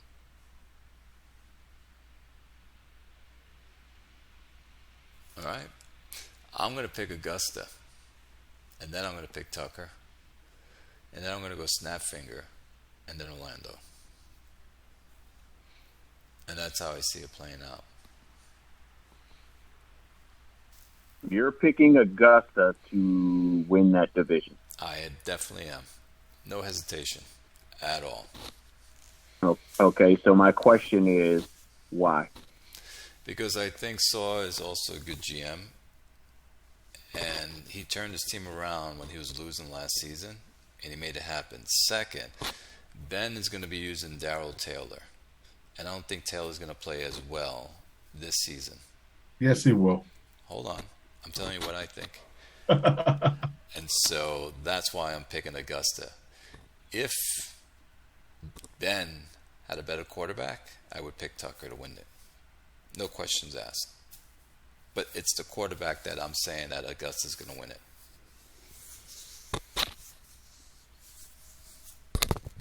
Plus, I got to make it spicy. Okay. So I'm just checking. The last time Augusta won that division, when was it? Was year 2070. It was 2078. Let's see. Hey, I was in the league. I remember that. 37 seasons ago. Hey, I played fucking Saw in a bowl. Okay. In like 2057. Now let's look at Ben's team at that time, right? Last year, Darrell Taylor threw 52 touchdown passes. Okay, look at his quarterbacks. They were all top quarterbacks that he had on his team. Well, no, German Terry wasn't a top quarterback. Except for the one Giles. And German Terry wasn't a top quarterback, and Darrell Taylor's really not a top quarterback. Well, he's a 30-rated guy that he's getting production out of. Yes. But I meant to say he made him a top quarterback. But Darrell Taylor dropped too much. Man, he had Al Henson, Donovan Muth. Hold on. Jugs, so you think, well, I know you think because you picked Tucker. So you're saying Taylor's going to throw maybe 40-something touchdown passes, like 48 or something like that, or 45 touchdown passes in your mind? Regardless of what he throws, I don't think Augusta's better than Tucker when it comes down to it. I don't think he's going to win enough games to win the division. Because look at how much points they both put up last season. Tucker put up 503. Augusta put up 454, he meant. He's right behind Tucker. And the only reason why Tucker scored that many points is because Darrell put up 50-something touchdowns. I don't think he's going to put up that many touchdowns. It's going to be a close one. I just think Tucker's going to win it by one game, that division. I think Ben could win that division with Maselli. Well, let's not get carried away. Because if Augusta didn't tie a game and won it instead, he would be tied with Ben. He's 11-4-1. Well, he would have won the division because he had a better division record. Yes. And all those losses came to Augusta in the beginning of the season, which then he turned it around. And then he went on a streak of 10 wins. I'm not saying Augusta's not a good team. I'm just saying they haven't won first in so long. I got to see it before I pick it. Clear. Makes sense. But I'm going to throw something in the barrel to mess up the barrel, to mess up the soup. I'm going to pick Augusta for this one.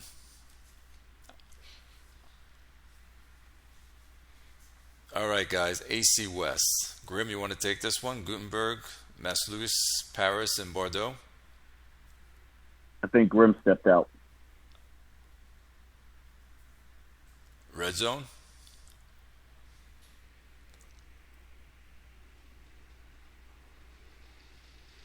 I think he stepped away to smoke a cigarette. How about you, Jugs? You want to take it? All right, so we are looking at... Do you mind if I get mine done and then take the dog? Sure. Dog needs out. Give me a second here. So we're saying Gutenberg, Masselouis, Paris, or Bordeaux? Got to go with Julio there. I like what MIJB is doing. I think that the coordinator change might actually help him. It'd be interesting to watch that. I'm going to say Bordeaux and then Paris. Not that Paris isn't putting together a decent little team. I just don't know that he's ready yet, and I don't think Bordeaux's fallen that far yet. But I think that's Julio's division to lose. Matt will be on his heels a little bit, but I think Julio will be pretty much in control of it. The other two will be just a step below Matt. Or Mateus, however you say that. Great guy, by the way. It was nice to have him on a radio show the other day. I wish he was around more.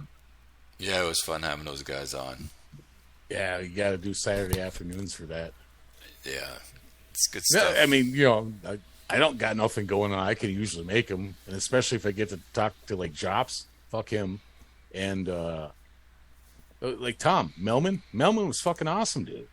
Yes, he was. I can't wait till we get to those predictions. I'll be back. Go ahead. Right. So what'd you say again? It was Gutenberg, Mass Lewis, Bardot, and Paris, I think he said. Yes, in that order. All right. Grim, take this one. Shane, for sure. Go back to Gutenberg.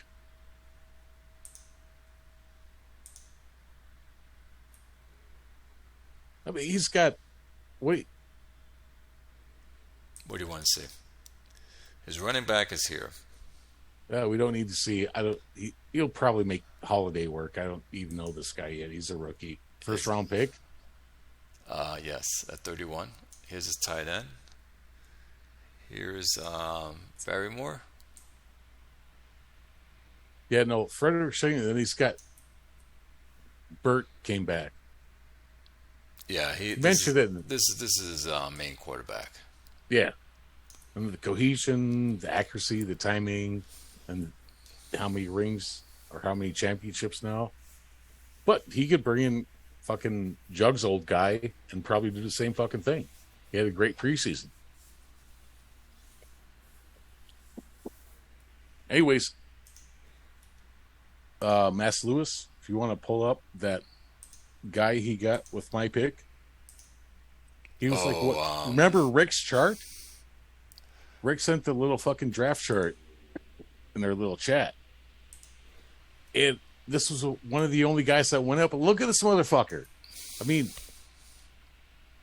this was the one Jug said that. Yep, he liked. Took the number one. Yeah, the number one wide receiver on the board. And Lane's young. He's fine. And he's got So he's making the playoffs. His running back, those are two. His running back's fine. The loose sniff sucks, but Bilodeau's been great. Let me see. Let me try to get these guys so we can see them. He's got Tanner. He's got Singleton. Singleton's still on the team. He doesn't want to play Singleton, he said. Well, we're going to find out.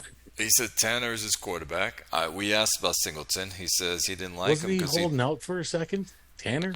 Someone was holding out. Tanner was. Tanner was holding out, and he's back. So last year of his contract, can't resign him now. So he said he was throwing too many interceptions, Singleton. I believe that's what he said, and that's why Singleton was injured last year. Oh, that was the injuries. That's what it was. Yeah. But then yeah, he came back this is his lineup. I mean, number 2.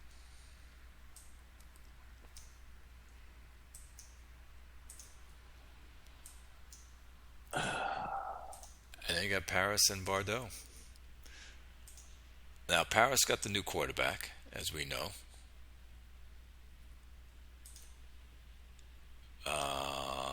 Who is it?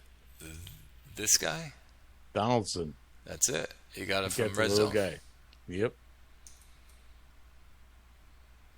Now, I know C-Max doesn't like him because he's 5'9", so he's out the window. Well, I don't like him because he's 5'9". I hate him. A bunch of other guys. He's like, I hate that guy. Yeah, no. I would have no... I mean, he might be able to do great things with him, but I would never take him. Full bars, all the way maxed out, C-Max, but 5'9". Still no. Nope. Well, I mean, if I was getting him at 1.20, sure, but I wouldn't take him 1.1. Well, and that's where we go I back hate, to I hate the short quarterbacks. I'd be guy. So, I mean, I would be trading with somebody who doesn't mind a 5'9" quarterback. Mm-hmm. I'd be moving out of that pick for whatever I could get. Well, I like the big guys. This is his team, Paris. So here's his run. This is going to be his quarterback. Running back going in. His tight end. Right, Gago's fine. Yeah, like him, just fine. 6'7", 270. I don't know that matters. One of his I'm trying to use the big tight ends in the fucking red zone, and they ain't doing shit. I ain't been able to make Maloney maybe work. You just suck. Well, I do suck, but I've had Maloney for years. But it's just like, Come on, dude, get some passes. He caught a bunch of passes in the end zone for me. Yeah, shut up. Yeah, so this is his. I suck. So what does that say about you? This is his offense. I suck worse. Oh wait, yeah, he's got. Almost forgot about this guy. Let me drop one guy. Oh, I've never seen that error. You have too many players open. This is the running back. Yost. Yeah, I like him. Get him in a trade? Nope, free agency. Nope, acquired via trade. Yost? Yeah. Acquired via trade. Oh yeah, that was Quick's dump after he signed Humphreys. So you don't know first? Well, first is Gutenberg, you said. Grim. Yeah, no. If we're still on me, dude, Get on with it, sir. Yeah, so I'm asking you. Make your picks. I'm not the guy that pulled up fucking all of Paris' offense. I mean, I'm picking him third. Oh, okay. Bordeaux last. Got it. He's going with Tyrus Dennis. He's got the McCartney kid he can't sign. Not kid, he's an old receiver with no route running, but still rated 60. Oh, you mean this good. guy? Tight end. No, not Lincoln. Oh, here. McCarthy. Yeah, Tyrus. Yeah. He's going to free agency. Well, he's 33.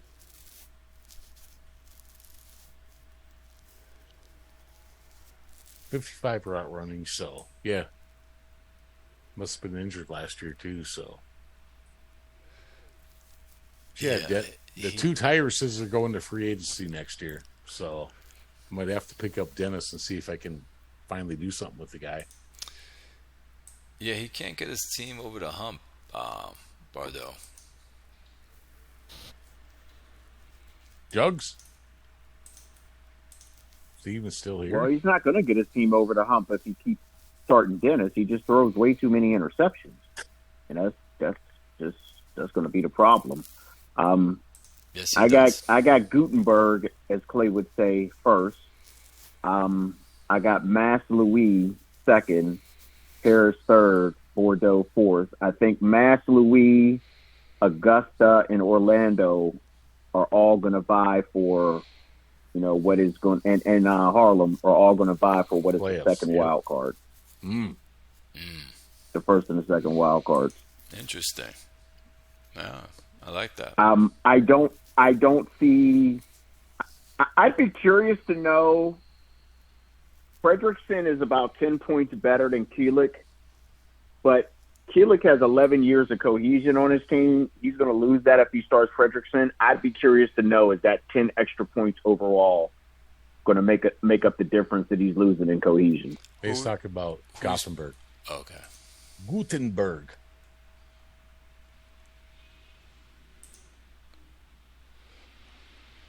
Yeah.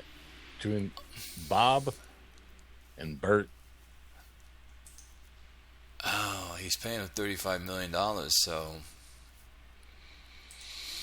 Yeah, but Bert's. I'm pretty sure he's going to start Fredrickson, and unless Fredrickson has some sort of a hiccup, he's probably not going to play Keelik.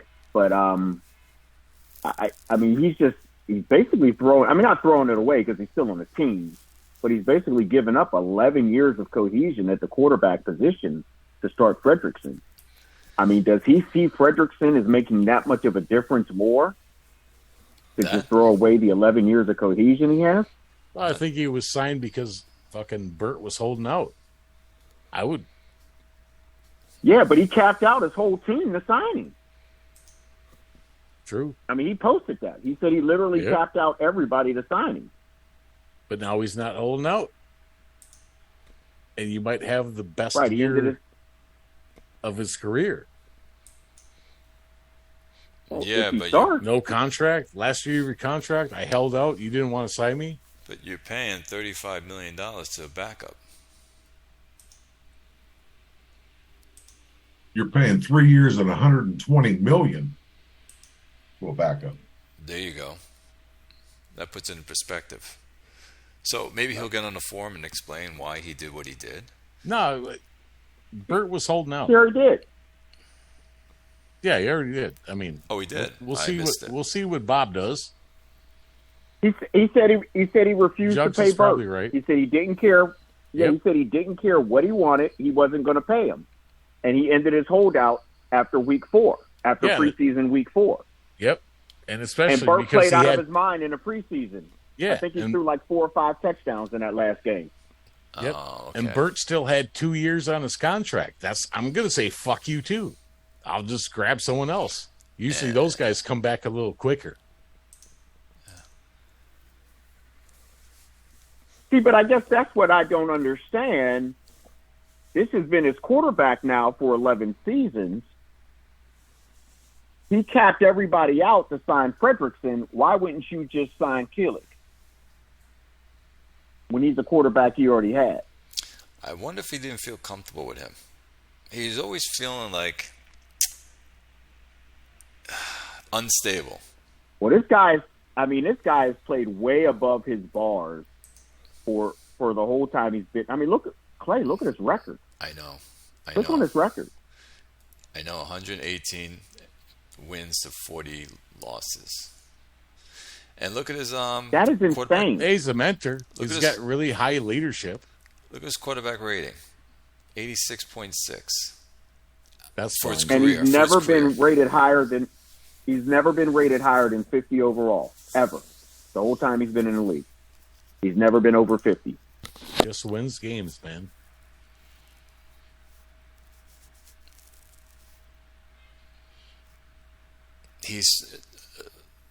He got so much out of this quarterback.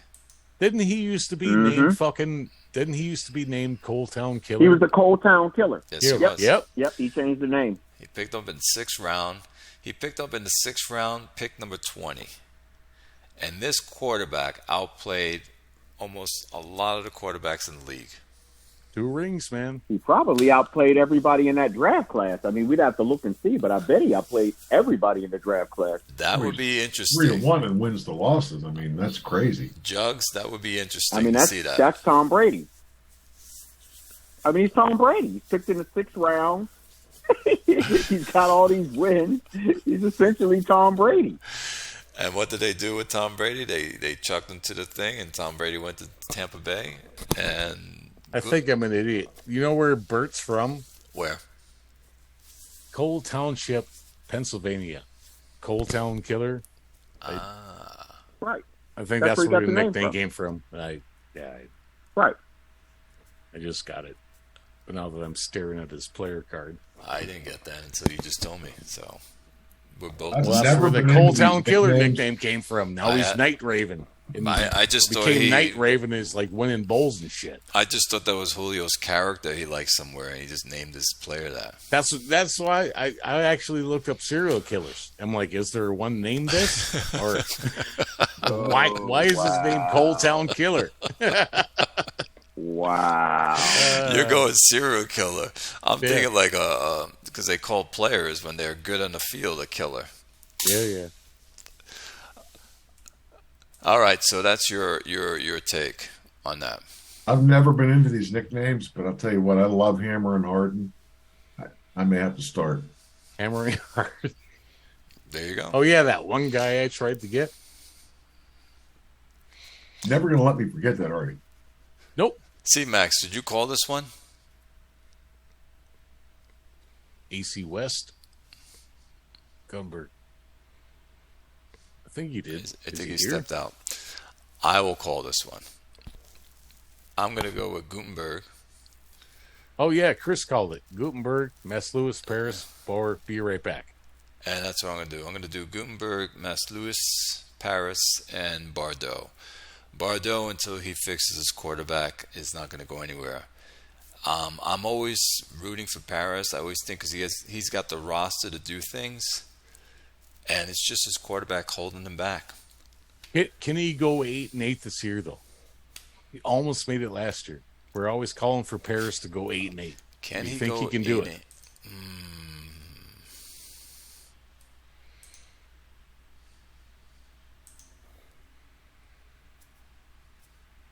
He's got the little guy. I don't know. I think he might just stay at 7-9. Gentlemen, do you guys ever see like a little guy that's got like super scramble ability?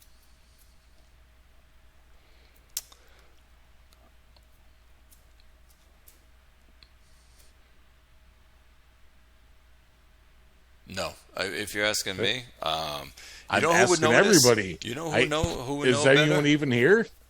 I think Rick would know that answer. I'm back. I think Rick would know that answer. See, Rick would tell you he's won with 5'9" QBs. My question is, have you won a bowl with one? Because he'll use him if he has good scramble. He will use him in the run game. That's wonderful, but at the end of the day, they don't win. Could you? Because who are we just looking at? They don't win when the chips are down. You're in a big game. They don't win. Yeah, Donaldson. He doesn't have any fucking scramble. If you're going to be that little, you better be able to run. You know what you should ask? You should say to T-Zac, put a short quarterback on your team, and let's see what you can do with him. And Ben. Yeah, and that was he's only allowed in the league. T-Zac told me he liked Donaldson. What's that? T-Zac told me he liked Donaldson. Thinks he's underdeveloped because he didn't have a mentor, but... Yeah, Donaldson, them boys get to 25, 26, 27, they're not fully developed. You obviously didn't have a mentor. Well, that's fine. I mean, I can't do the 5'9" guys. He was leaving the minute I got this team. He was out of here. If Donaldson's scramble is 95, I mean, I would try him. 5'9", 207. Nope. Quarterback, you just scramble that. He was gone the minute I got the team. As soon as I saw how tall he was, you're done. Well, I don't like him because he doesn't have a timing bar, and I like timing bars for my QBs. So, yeah. So Gutenberg, Mass Lewis, Paris, Bordeaux, just like how it's shown right there. Easy move. Go to the NC North, sir. I am right now. So we got Kansas, Chicago, Iowa, and Arizona. Jugs, you want to take this? All right, so we're going to go Kansas. I don't think anything changes there. Yep. I'm struggling to figure out who to pick second. Arizona. I'm going to say no, it's not Arizona. He's starting that rookie quarterback. He's going to go 2-14 this year. No, man, he's got a running game. We just talked to the guy. He's got a plan. Look, there's no way he's going to finish. Look, there's no way he's going to finish second place with that quarterback plan. There's no way in hell. I'm going to bring out his playmakers on Arizona. I don't care who the playmakers are. He's got a quarterback who's not even 30% developed starting. There's no way he's going to win. All right. I may have to rethink my thinking. Well, there's his quarterback. Go ahead. Very persuasive. He's showing 12% developed right now. 12% developed. There's no way he's going to win 8 games this year. See what happened though? It's like Jug's turn to call it, and then we immediately interject him like, "Hey, this guy." Because he's calling Clay, and sorry, Jugs, go on, brother. But I don't know if I'm picking Chicago or Iowa second. Chicago clearly has the quarterback. I don't know if he's figured things out completely to win, say, 9 or 10 games. Iowa's Iowa, and what I wanted to bring up about Iowa is he's about to be in the exact same situation about another player that he can't re-sign. So, Clay, pull up his team. Pull up Iowa's team. Okay. Dun dun dun. I'm picking Iowa last. And scroll down. No, not the quarterback. Scroll down. Mm-hmm. To who? Go all the way down to his cornerback. Are we talking about Grant? Javier Grant. Yes. He hasn't signed him to an extension. He doesn't have any cap room. He's been trying to sign him to an extension all offseason. He's made like 8 or 9 offers on him, and he won't accept because he doesn't have enough room to give him a legit offer. He's going to hit free agency. He's about to lose this guy. Right. He's about to lose this guy. Dude, he does this every year. Every single year he does this. And then he comes on the forum and makes a post about how much fun it is to spend all kind of money and just throw it around. It's more fun. I look, I'm going to go back to this again. I'm not trying to be mean, but I just don't think he gets it. Like, this is like a big joke to him. And I understand it's a game and we're having fun. But dude, if you're not trying to win and take this seriously, why are you here? Yep. What are you doing? That's okay. You can be on here criticizing stuff. Everyone's a big boy. Everyone can take it. And, that's what we're here. So, I mean, he lost Kornick. It looks like he's trying to do something by replacing him with Ephraim Owens, or whatever the guy's last name is. But at the same time, he lost Yamashita. So, yeah, so let's... wide receivers. And now he's going to lose this corner? Wow. He has one more time. I mean, he has until tomorrow's signing. So, well, it's midnight Eastern. I he can't imagine signing him. Is his file in? Let me see. Well, here's his wide receivers. Okay, we know his quarterback. I could do stuff with them. And at least try to. And this is his running back. So I'm getting out his playmakers, guys. Yeah, losing Yamashita isn't as horrible as it could have been. He's got a couple of quality wide receivers there still. Yeah. And but he lost the quarterback also. That's true. He didn't just lose Yamashita; he lost the quarterback who was throwing to Yamashita. Well, what did he pay? What did he end up paying Owens? Owens? Maybe he was trying to figure out how to sign the cornerback by getting cheaper, but still $31 million. That's not cheap, I guess. But I don't know what did his other quarterback want? It was Kornick. Yeah, I mean, what did Kornick end up going for? What did you get him for, Jugs? About $100 million a year. There you go. You know what I mean? It's hard to compete with that. I mean, and going in. Like I said, there was no way he was going to be able to compete with me because I knew how much cap room and how much bonus money I could offer. So there was just absolutely no way he was going to be able to compete. And like I said, and he even validated that what he should have did was cut Yamashita last year so he could re-sign Kornick. And he waited too long to cut Yamashita because now he's on the open market. Well, you don't have enough money to bid on this guy. So you cut the guy basically for no reason now. He would have signed an extension a lot cheaper is what he's saying. Yeah, but even that, he still wouldn't have had the money to sign the cornerback then. But I don't disagree. Clay, I mean, he's hurting. Clay, are you able to pull up the homepage?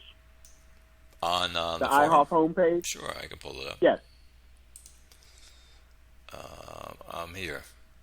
Where do you want me to go? No. The homepage. Oh, the homepage. At the top where it says IHOF home. Got it. IHOF home. Mm-hmm. Okay, and then click on Iowa.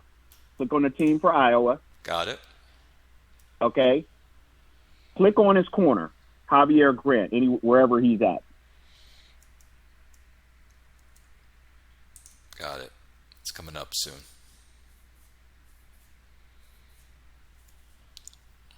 He's up. Okay, go ahead. Look at all the offers he has there to the corner. Look at all these offers. Yeah. That's an insane amount of money. That is. That's why Braxton Collins ain't on my team anymore. I couldn't justify paying that much for your corner. So he made 1, 2, 3, 4, 5, 6, 7, 8, 9, 10, 11, 12, 13 offers. And tomorrow will be 14 offers. Yeah, but they had to have been tiny bonus offers because he doesn't have any bonus available. So he's got to keep this year's salary the same. So that's all backloaded stuff. All backloaded offers, and he doesn't have enough money up front that this guy is actually going to sign. And if he signs one of these backloaded offers like that, then a couple of years from now, he ain't going to be able to sign the next big player because he's got way too much bonus money wrapped up. Well, if it's a backloaded offer, I suppose it doesn't hurt your bonus tied in, he can always renegotiate. He can always renegotiate the contract. But, yeah, he doesn't have enough money up front in his first year for this guy to sign. I can't see him signing. And there's a reason why he doesn't have enough money up front, because his cap is a mess. Well, he doesn't have much money. Every year. He doesn't have much money next season. So when you throw money around like confetti, and this is just a game we're having fun. Oh well, and then it comes time to sign a serious player that wants some serious cash and a bonus. You don't have it because you just threw money around like confetti. This is why you need to have a plan. Man, you guys still talking about Iowa? Well, and he's got 141 million lost cap room this season. I mean, and it was 240 last year. Yep, and it's already 40 million next season, bound to be more depending on what happens. I mean, at some point, you have to sit down and have a plan.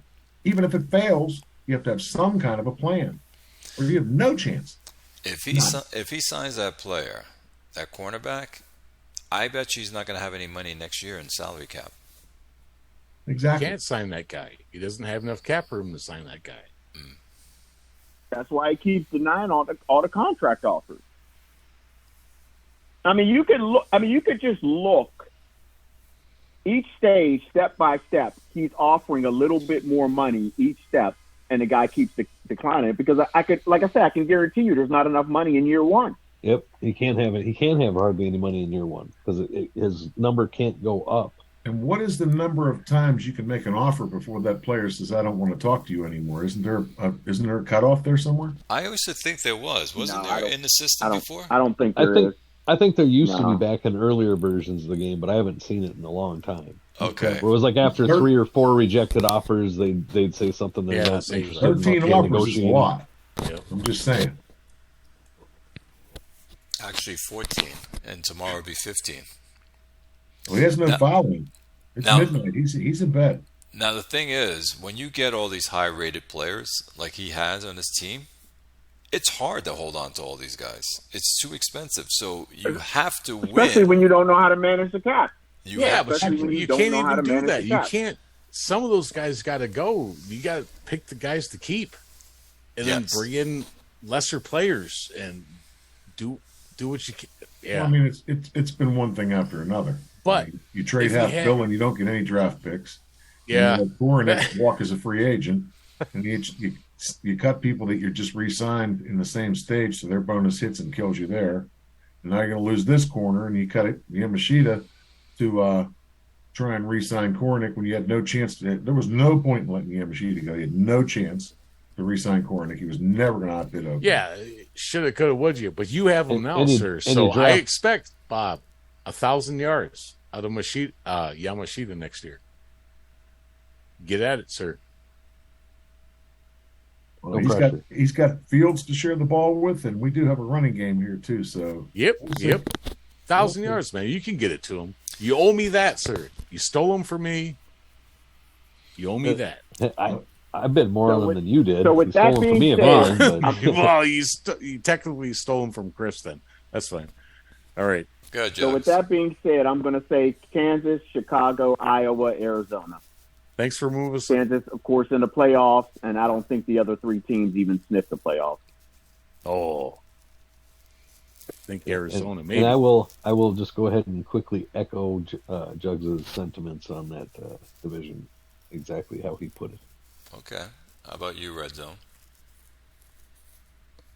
I think Kansas wins the division. And I kind of agree with Chicago finishing second.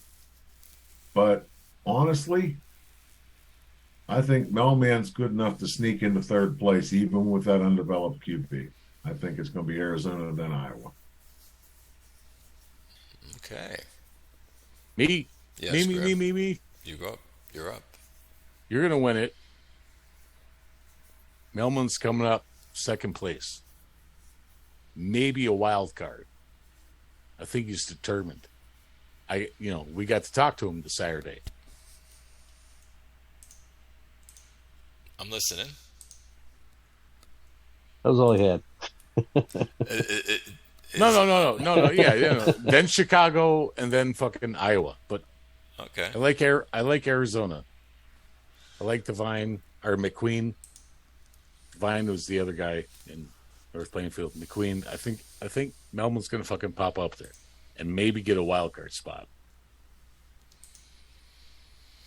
All right, then I'll pick. I think I'll take the division. I think Chicago coming second, Arizona third, Iowa last. That's how I call it. Who's Chicago's quarterback? He's got a good quarterback. Oh, Tomlinson. he's got Tomlinson, and there's a Ronaldo Wilson around there. He doesn't have the receivers. No, he's got shit over there, dude.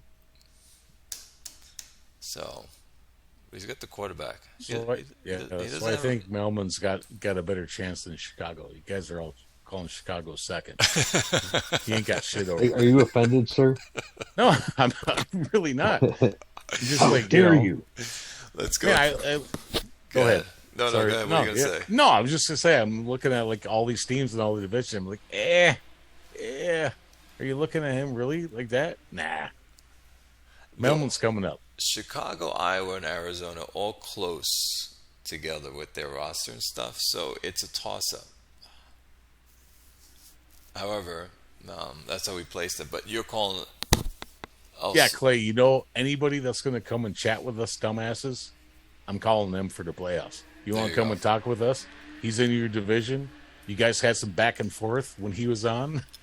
He's like, bring it. Yeah. There you go. Yep. NC South. Go ahead, Grim. Take this one really quick. You have Texas, Cap City, Motown, and Outer Banks. Moontown, I meant, and Outer Banks. I almost want to call it the same. How are we staking it?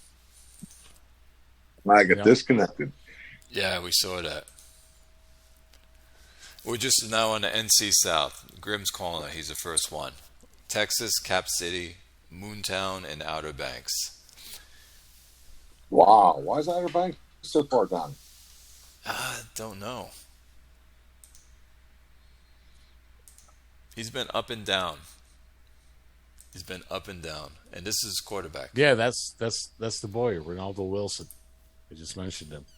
I knew him, couldn't quite remember what team, but that's where he's at. And why not? I know he did well last season. 25 touchdowns, 9 interceptions. His running back. 0-6 in the division last year. That's tough. Yeah. Yeah, he got his ass kicked in the division. Big time. He's got 68.4 avoid interception on the website. Nobody else went 0-6 in their division last year.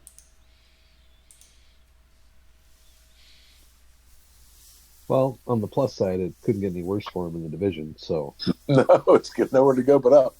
Exactly, and I doubt that he'll be 0-6 in the division again this year. So does that mean he ends up at 7-9, 8-8, 9-7 maybe? I think he's a pretty good GM. I'm trying to figure out how the hell he finished 5-11 last year. Right? Yeah. Hey, he kicked it off with a bang, though, I think. Anyways, I'm going to take Texas, Cap City, Moontown. Cap City's got Tommy Johnstone. He's been there forever. He's been a highly rated quarterback. Mm-hmm. If you can surround with players or come up with a game plan, but I know the man that plays this team. Yeater's still there and still performing fucking at an admirable level. Oh, he's got good players, Cap City. Yeah, he's got and Lowry was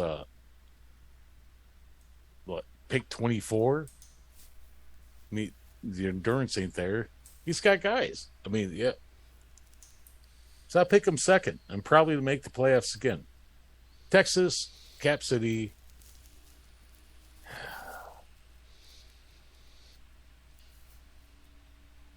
Moontown. Man. I'll get Moontown's roster up so you can see it. No, I think we are. Oh, he's got Bryson Pitts. So check this guy out. What do you do with that, gentlemen? That Chris, I don't. Chris Size. I hear nothing from Jugs. Bob, is everyone still here? I don't like the 5'11". I don't like the no sense rush. I don't like him. But played okay.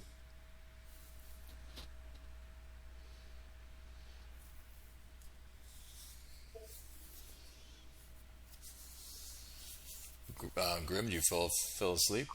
No, I'm here. I posed the question.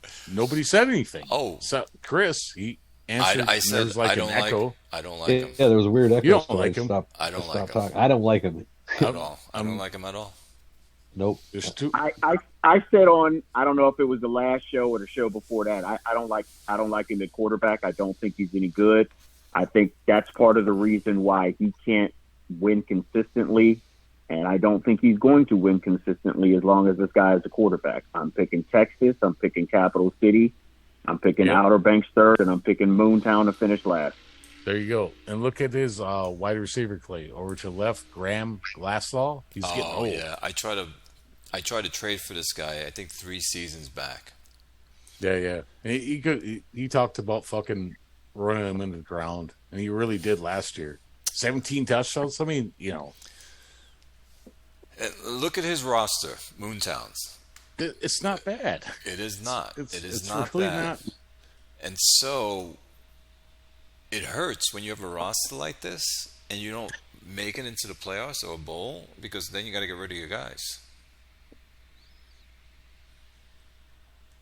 Well, again, no, Bills come to the quarterback position is probably hurting him. Like, the guy's got a 22 since rush bar. Absolutely. This is terrible. And he picked him at How many 111. sacks he taking, though? Click up on his shit, Clay. Is he taking a lot of sacks, or does he have something built up there? So 68 sacks. 68. Ouch. No, it's third down conversion. Oh. Oh, wait. I take that back. 42. Yeah. Still not good. Still not good. You're on the wrong thing. you get that kind of talent. That's way too many sacks last year, for sure. You get that kind of talent assembled. You have to take a couple picks and another player and whatever it takes and go get a QB. Make a run. He's been sacked 109 times in his career. That's bad. Yeah. Only played 3 you're seasons. right. You're absolutely right, Bob. You have to go take a swing, take a shot.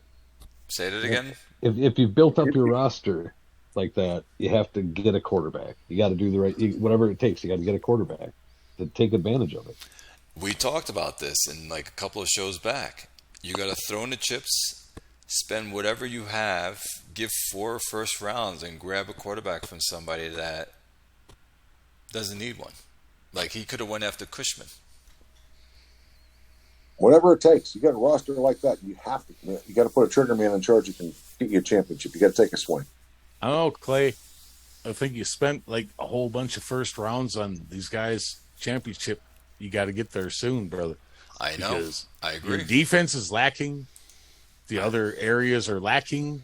I agree with you. You're making some good moves, I think, on the O-line and all that, but man, them receivers are going to get old. Eichhorst is going to be there you got him for 8 more years. But the other guys age out real fucking quick. Grim, I agree with you 1,000%.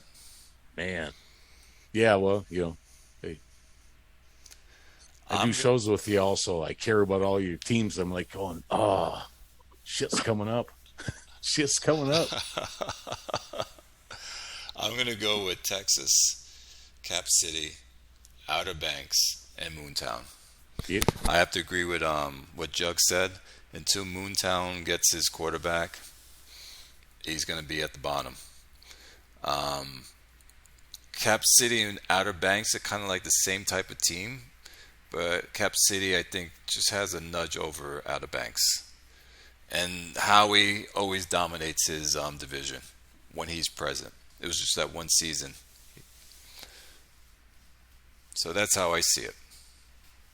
Let's go to NC East. We got Grimm's division. You want to take this, C-Max? Yeah, you guys all go first. I'll go last. We'll go C-Max, then Red Zone, and Jugs on this. Go ahead, C-Max. Oh, wait a second. I had to start off when it was my division. What the hell? Fuck off, man. you come on, man. That's a good 3-word. Call it, man. I know you guys ain't like a fan of me, so. No, we're gonna call it real. Yeah, you gotta call it. Yeah, I think Chesapeake takes the division. Yep. I think that the new quarterback will help, but I don't think it's going to be enough to take the division. Although, honestly, if he comes out and beats Chesapeake week 1, maybe. How about the new running back in Chesapeake? Yeah, and how about the new quarterback at fucking Brooklyn? Cushman is in Brooklyn. Oh. I'd be more worried about Look Humphreys. At Cody Humphreys. I'd be more worried about Humphreys if it wasn't for the fact that that Grimm picked up that rookie running back, Worcestershire, whatever his name is. True. Shire. Right here. Sauce Worcestershire. Worcestershire. Yep, I think he's going to be a plenty good replacement for Humphrey, so he'll still do well. So I think it say really that 10 times fast after about 6 drinks. I can't do it. Well, he can't have 6 drinks, so the question is whether or not Livingston's got enough juice and to get it done with absolutely no cohesion. I don't know. He's red flag. Yeah, and I got like no cohesion with my wide receivers either. Like, so tight end's been there 3 years, and I think Chesapeake takes it, but then I think it's going to be a toss-up actually between Frederick and Williamsburg. But I'll give the edge to Williamsburg, banking on him being able to do something with Livingston. But that's going to be a toss-up there in the middle, and then I think Brooklyn will be taking the 4th spot. I don't know if there'll be a wild card coming Cushman out of the East at 4th. No, really? Yep. He's got fucking. He's got Ellard too. Here's his playmakers. I'm going to bring on his playmakers, and yeah, that Ashton Cole ended up being okay. It was the same thing I was saying about Harlem. I think that I don't know it's going to be as productive year 1 with no cohesion. I don't know. Clay, he wants to run too, so pull up his running back. I have him right here in front of us. Oh, yeah, Ashton. Fuck. And on paper, he should smoke you, but Linton too. I mean, that's the way I wanted. Linton has been his running guy for a bit, but all right. Here's his playmakers on Brooklyn. He's got his new toy, Cushman. Ron Ellard, as we know, always doing something in the league. They're on first person calling division, right? Pulling up the shit, trying to convince them otherwise. Yep. I'm probably wrong. So C-Max, I don't know. So C-Max has C-Max is calling it right now. He has Chesapeake. Yep. He's got Williamsburg slightly over Frederick, and then Brooklyn. Brooklyn last. Red Zone, you want to take this? Yeah, look at Brooklyn. Yeah, I'm going a whole different route because I see Chesapeake winning it, but I see Brooklyn second, Williamsburg third, and Frederick last. You get a guy like Cushman. Let me put it this way. But you put Brooklyn's roster up. If cohesion is enough to derail Cushman, then you don't need to trade for anybody that's that old for QB anymore. Don't waste your time. So that can't be. You're saying it's one. I'm not saying you don't do it. I'm just saying I don't know that it'll be as productive year 1. Bob, I believe what you're saying is if Cushman does not get Brooklyn into the playoffs this season, you're coming to a new team, got to learn a new system, not even worth trading for, is he? What is Cushman, 11th year? Yeah, he's old, but he's like rated. How many years? Hang on. How many years is he going to play? 15? If they win. Okay. So if he plays 15 years, that means he's got 6 left counting this year. So if his cohesion keeps him from performing as well as he could have this year, it's probably going to affect him next year too. So you're going to blow 2 years on cohesion, and then you've got 4 shots. And what'd you pay for him? Too much. It can't be that big of an adjustment. If it is, then you need to stop going after 11th year QBs because yeah. No, we're talking about the same thing. We're going to find out if that Cushman trade was worth it. If Brooklyn makes the playoffs over me with Livingston, who's like last year Survivor Series fucking, hey man, I'm going to play good, just, and I'm going to throw 3 interceptions in 2 games. Hey, Chris might very well be right, and that's fine. But I'm saying if that's the case, then I don't need to bother ever worrying about an 11th year QB because I won't have time to build enough cohesion to win with them. Yep. Well, and I'm not even saying that it's the be-all, end-all. I'm just saying I think it'll affect it, and it'll affect it enough to be a game or 2 game difference in what he could have won. And I think in this division that makes the difference in where you land. But you have the same thing with Williamsburg picking up Frederickson or Livingston. So I mean, yeah. Well, yeah, but I'm also factoring in the golden horseshoe that's up Grimmer's ass all the time.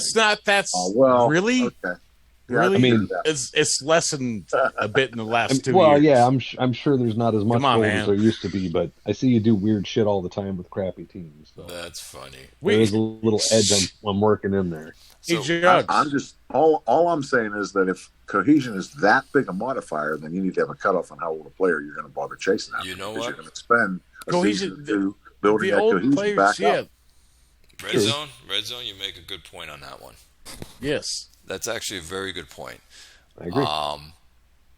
Big bars. If you sign them late in their career, they have to have them. Yeah, I go with bars. If the bars are there, the cohesion, yes, C-Max, it does, but I think the bars outdo the cohesion.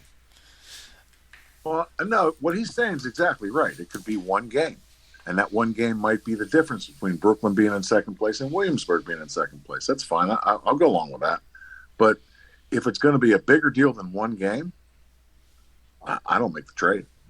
I'm not wasting my time. I'll look for somebody younger. Give me more time to build. Yeah. Well, and here's what I'm kind of trying to base my opinion on that is, like, if you look at Sosha, I had, like, the not last year, but the year before when he was still playing well, I had a 100 or a 98 on the passing cohesion. Okay. When I lost a couple of wide receivers who, in terms of bars wise, weren't any better than the guys I replaced him with, but I dropped down to 75 passing cohesion last season, and look at the difference in Sosha. So I think it was the same offense. I mean, game plans were altered here and there, to do things, but in terms of the playbook, it was the same playbook, still the same Eric Coryell, and I can't think of anything else that, in particular that stood out that would factor into dropping so much other than that cohesion that we lost. Hey, Clay, click over on rushing over there. Who? Up top. He runs good. No, it's Sosha. Oh, you just had him. He closed him. What do we want? Is rushing? Yes. Okay. Yeah, he's a good runner. Oh, dude, there's I bet you right now, fucking Rick is going, man, if there's a way I could get this guy. I know that's something Jugs is thinking. See, Chris, I'm looking at Sosha now. I mean, I've seen you in too many other leagues, so I know you're a good GM. So, I mean, when a guy goes from 26 TDs and 11 picks to 23 and 23, and he goes from 52%, which wasn't great to begin with, down to 46.6 completion percentage. There's a little more going on in cohesion there, buddy. There's something really wrong. So what's his interception? I don't understand what changed so significantly. I mean, it was my example on why I thought cohesion made a big difference. 725 attempts and 46% completions. That's wow. Terrible. He's through you. No. Yeah. But we also talked about that last season. I couldn't fucking run the ball, and then Chris, I refused to even try. You just talked earlier how his avoided interception was 76.9 on the website right now. So, he shouldn't be throwing that many interceptions. I mean, things just went completely awry, and I don't know what the hell happened. And we're looking at Frederick right now. Well, I was pulling up Frederick so everyone can see his roster and his offense. Who's calling this? Chris is calling this right now? His offense is it's red zone. His offense is just okay. I see Frederick as last, actually. Dude, yeah, me too. LR? Well, man, if he get so this is Brooklyn. I feel has a much better offense than Frederick. Yeah, I probably read that wrong. I didn't realize Baskey was his quarterback last year. Yeah, what the hell happened? 11. No, I will rescind that and put Brooklyn ahead of Frederick. But I still think Williamsburg will take the second spot. All right. How about you, Jugs? I'm last. I'm picking Chesapeake first. Yep. I'm picking Brooklyn second. I'm picking Williamsburg third. I'm picking Frederick fourth. The reason I'm picking Brooklyn second is, look, you can say whatever you want about cohesion and it makes a difference, but talent trumps everything in this game, and ratings trump everything in this game. Cushman is an 81 rated quarterback. Yep. I am looking at his player card right now. His lowest passing bar is 74 on my screen. That makes a difference. We're not talking about a 55 or 60 rated quarterback. We're talking about an 80-plus rated quarterback that has weapons to throw to. They should win 11, 12, 13 games this year. I don't give a damn about cohesion in this case. The quarterback is too good. Well, the quarterback also played 16 games last season, only had 7 touchdowns and 9 interceptions. Nope. Okay, but we already know why that was the case. Well, I mean, even throwing nothing but your fullback and tight end, you should be able to throw for more. Jobs is going to be fucking touchdowns. fine, but Jobs is going to fucking try to incorporate that running back. A little too much. As good as Cushman. He had a quarterback in CCFL very similar, and he won a bowl in CCFL with a guy very, very much like this. Yeah, he's going to be able to get whatever he can out of Cushman. He's going to get whatever he can out of this guy. Brooklyn's going to make the playoffs this year. Yeah, I have to say that. I can't see them not making the playoffs unless Cushman gets hurt. That's the only way I see them not making the playoffs. Now I'm going to hurt him. Because Jobs played well with, what's his name? Adams. I'm going to hurt him in the fucking play. I'm going to hurt him in the fucking regular season. I got 2 games with this motherfucker. Livingston against fucking Cushman. Old man against young old man. Cushman coming over there. No cohesion. You better hurt him. You better hurt him week 5. Otherwise, you don't play him till week 17. So then it won't matter. So better hurt him early. So Jugs, it's Chesapeake, Brooklyn, Williamsburg, Frederick. I mentioned this on the last show, and I think the show before that. I'm not sure if Frederick really has a plan.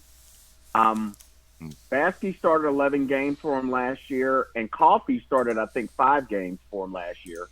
And he let Coffey go, and Coffey actually played better out of the 2 quarterbacks. I'm like really confused on what he's doing on this team. And I mean, we already talked about the fact that he drafted a running back in the first round, and he hasn't used him. I have no idea. I'm not sure if he knows too. What he's doing. Like Elohim's fucking dumped. Well, this is his 2 running backs. His quarterback, as we know, that's his quarterback. Yeah, the taking the running back, I don't get. Well, he hasn't used them. I mean, we talked about that before. He hasn't used Elam's at all. He should trade him before he gets too old. Might be too late. That's useful to somebody, but who's his whole rec bar is not great. He's got no production. I mean, Jug should offer a 6 for this guy at this point. Third down running. Chris, just for what it's worth, I'm looking at your new offensive coordinator. I think you're going to see a major increase in offense this year. Who? He's a balanced guy. Oh yeah. I think everything. I'm will really change. hoping. I don't know. Change. I got shitty wide receivers, but I'm hoping at least Sosha comes back around and gets back to his 52%. Everything will change. If you just watch. Here's what I'm going to call. I'm going to call Chesapeake to take it. Yep. I'm also going to call Brooklyn to go second. Williamsburg third. Frederick last. That's how I'm calling it. All right. I'm like, Chesapeake. I'm going to stab fucking Brooklyn to death this year. So I'm taking second. I'm not making the playoffs. We're all going 8-8. Well, Ben's had murderers in the league before, right? Yep. I'm stabbing all these motherfuckers every year. Livingston, I don't know.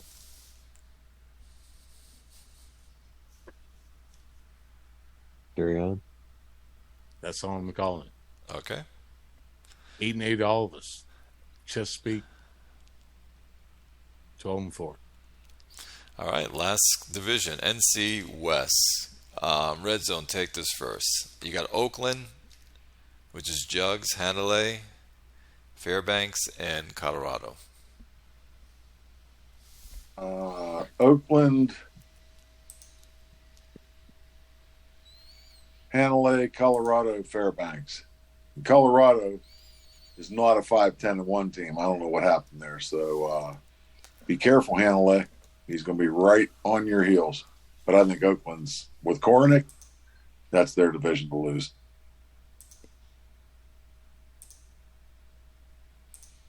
Go ahead, C-Max. Well, I don't know that Jugs is going to be able to do much with the rich man's Maselli, but The rich What? man What? Oh, wow. Kornick? I think that's an insult. no, There's an insult in there somewhere. I just can't figure out where it's at. no, I think, I think it's Oakland, Hanley, Colorado, Fairbanks. Yeah, I think that's. Unless Malco just goes away completely again, I don't see him dropping any further back than second. But with Kornick and a balanced attack, I think Jugs is going to be really tough to stop. I think he's going to tack on an extra 75 to 100 points this season from his last year's totals, and if he do that, he's going to end up 11-5, 12-4. All right. Grim, you want to take this?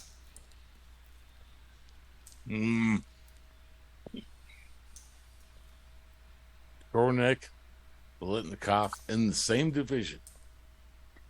That's really cool to fucking see. Now, okay, put up De La Rosa. It is fine. Put up another one of Malco's guys. This guy, he doesn't have the wide receivers anymore. They're all gone. They're retired.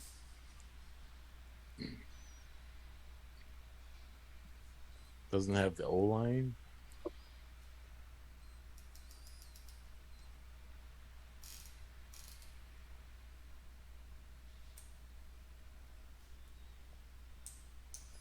Well, Grimmer's falling asleep, so while he's falling asleep, I'm not falling asleep. Fuck off. Yeah, go do your shit. Sorry. Oakland's winning this. Hanley's making wild card at the end. Fairbanks, Colorado. Colorado's like starting over. All right, Jugs. I'm going to go in reverse order. I'm picking Colorado last. The reason I'm picking Colorado last and the reason they finished last year is because they started a rookie quarterback, Bob. So that's why. And he's starting that quarterback again. Yeah, and I picked him last that guy, he's only like halfway developed. So I wouldn't expect big things from Colorado. The quarterback's not even 50% developed. I'm picking Fairbanks third. Fairbanks got 2 running backs in the draft, and they both look good. So I would expect him to run the ball and probably win 9-10 games this year. I'm picking myself second. I'm picking Hanalei first. Clay, do this. Pull up Hanalei's roster. Okay. And sort by experience. Okay. And scroll down. Look at all the rookies that Mac Powell drafted this year. Wow. I mean, he's at it again. Yep. Let's take him out. Well, he's got 60 and 70 rated players all over the place. He didn't even have any extra draft picks other than an extra third, which he drafted a punter with the extra third. He got a 70 rated player, punter, in the third round. He's got, in the third round, a 72 rated tackle. You got that 70-something rated linebacker, too. Nolan Ewell. Yep. Yeah, that guy jumped up something like 15 points. Ewell? Yeah, where do you get the jump guys? Did you draft him? How do you get the fucking jump guys? Fuck. Nolan Ewell down at the bottom there. Oh, hold on. Okay, here we go. Yeah. Wow. Yeah, it was first round, I guess. Pick 25, but still. Jesus. Well, that goes back to 24 people passed on this guy. And here's Mac Powell sitting at 25. Oh, let me just go ahead and draft this guy that's almost 80 overall. That's right. And we were talking about Chicago. Oh, yeah. Chicago took that, what was that, cornerback? That corner. Yeah. Right, and he moved him to safety. You could have this guy. And he was terrible. Man. Who is it? It's this guy. Wow. What a miss. I didn't obviously pick, so I hadn't even been really paying attention in the first round, but the guy, that's Nolan Newell, looked that good pre-draft too. Looked actually better to me. So how did he last that late? Click on the nose tackle, Dominique Stowers. From who? Matt Powell for Hanalei. Click on the nose tackle.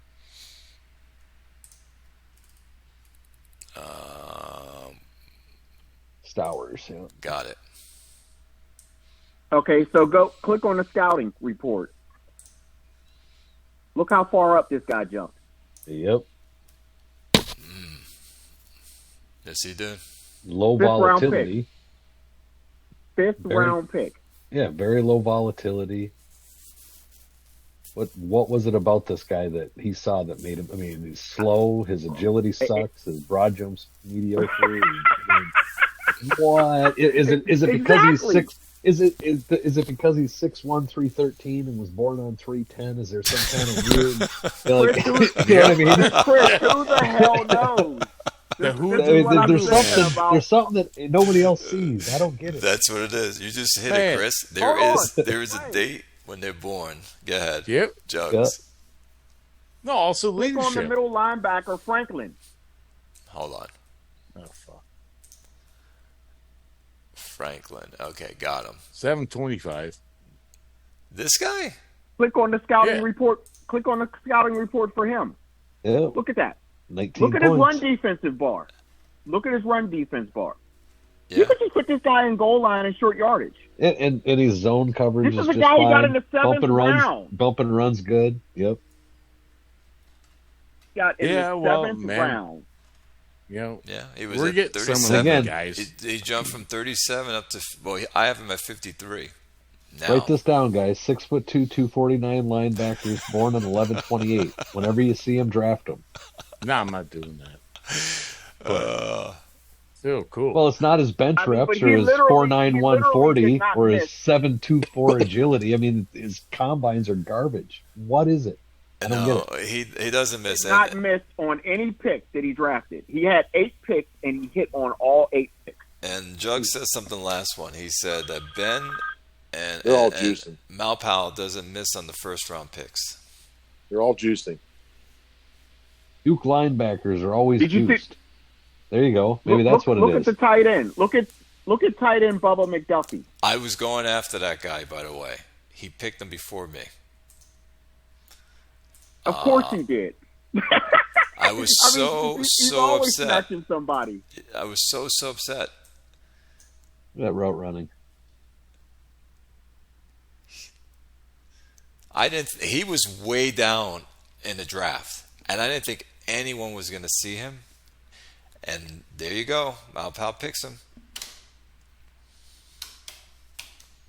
Yeah, no, if you're wanting some kind of thing, just, if they're up there on your shit, grab them.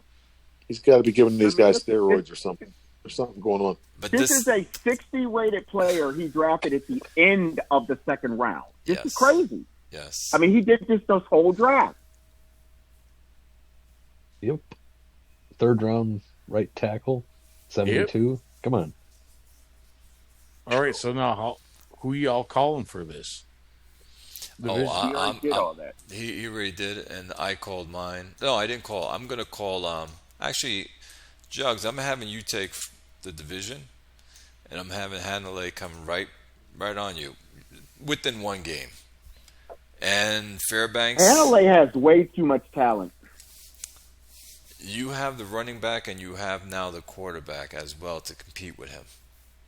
And that's why it's going to be a close one. But you're going to take it by one game. And I think you're going to be a lot more involved on a week-to-week basis. Yeah, that'll have a lot to do with game planning. Yep. That'll be the difference in that 1 or 2 games that separates you guys. And I have Fairbanks 3rd and Colorado 4th until he gets his quarterback together, Colorado. But it'll be hard as hell, Jug. It won't be easy. Oh yeah, I can see 11-5, 10-6, winning that division, and that's it. We called it all. So now, who are the wild cards? Okay, on this conference, I'll go first on this one. Both conferences we got to do. I'll go first. We already did the first conference. You got to pick two teams. Who are the wild cards? Cap City, Brooklyn, and Hanalei. Ooh. Cap City, Brooklyn, and Hanalei. Let me see. I'm going to go Hanalei and Brooklyn. Hanalei and Brooklyn. I'm with you, Clay. That's my two. Yeah. Oakland, Chesapeake, Texas, Kansas, Allen, and Brooklyn. Huh?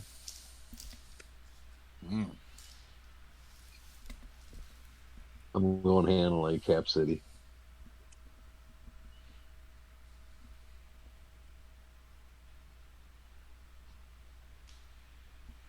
Jugs. I'm going Brooklyn and Oakland.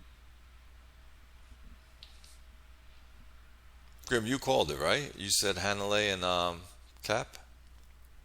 Yeah, Hanley and Cap. I don't think it can make it. I'm going to try for a winning record, though. As for the other side, I know Jugs said it, but you can say it again.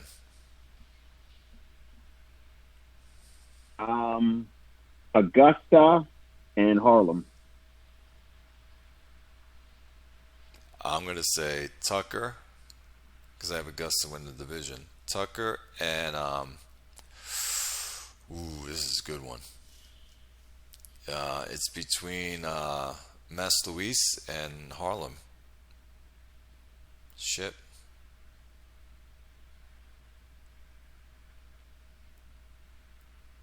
I think Harlem's going to take it because Mass Luis is quarterback. I don't like his quarterback.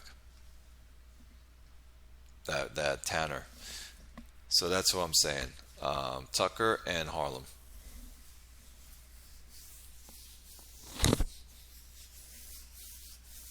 I'm going to go, I think they're both going to come out of the East. I think it's going to be Augusta and Snapfinger. Ooh, there we go. I like that. How about you, Red Zone?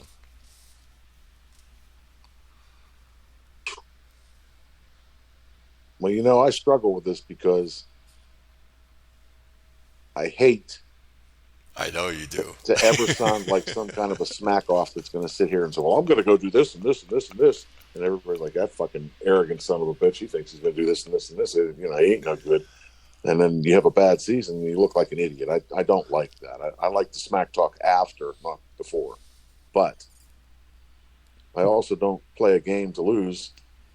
And I haven't gone at this offseason as hard as I have to not do at least something. Now,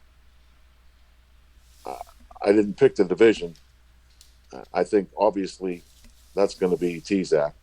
I think the other three teams could be within one game, all three of them within one game of each other. I mean, it could be 2 7-9s and an 8-8. It could be 2 9-7s and an 8-8. I mean, it could be that tight. If that's the case, that's probably going to work against me because I don't think that the rest of the conference is going to be like that.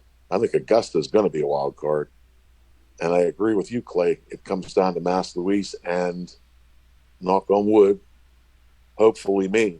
And I think they'll probably finish a little bit short. It'll be Mass Luis that gets in, and I'll be a tiebreaker away. That's how I see it. Okay. Grim? Yeah. What Bob just said. All right. I think I called him second earlier on, and Mouse Louse called second. Between them. All right, wild fellas. Card. Yeah. We did everything. We did a little bit of a draft, talked about everyone's team, and we did a predictions. We are good until tomorrow's game. I got to do my game planning and set up my team. We're saying, I still got a game plan. Do I? You do too, there, Grim. Don't forget and end up with that shitty quarterback in. Don't be stupid. No, Livingston's already starting. So. Right. Oh, I don't know. It seems like every year your first game is like, son of a bitch, I forgot to put in my game plan and I got my wrong quarterback starting. Yeah, you always do that. It's true. Well, we can see right now. I'll look at his team. No, he doesn't even have his guy in. I don't. I have to move him. Put in your game plan, fool. That's all I'm saying. I just have to move guys. Yeah, well, don't fall asleep when you get off this. Don't forget to do it. I'm not gonna fucking motherfuckers. You just get off. You just watch, Clay. You'll see that. Post all y'all tomorrow. are watching me. All y'all bitching at me all the time. I'll be looking in there and be Jeremiah Peters, fucking 12 of 47, 123 yards and four interceptions. Yeah, he ain't started. You're like, oh god damn it, I forgot to put in my game plan. Fuck off, Dogs. I love it. Fuck off, Bob. Fuck off, Clay. Fuck off, Chris. Fuck off, all y'all. All right, put in your game plan, dummy. All right, pick up your guitar. All right, we'll end it here, and until next time.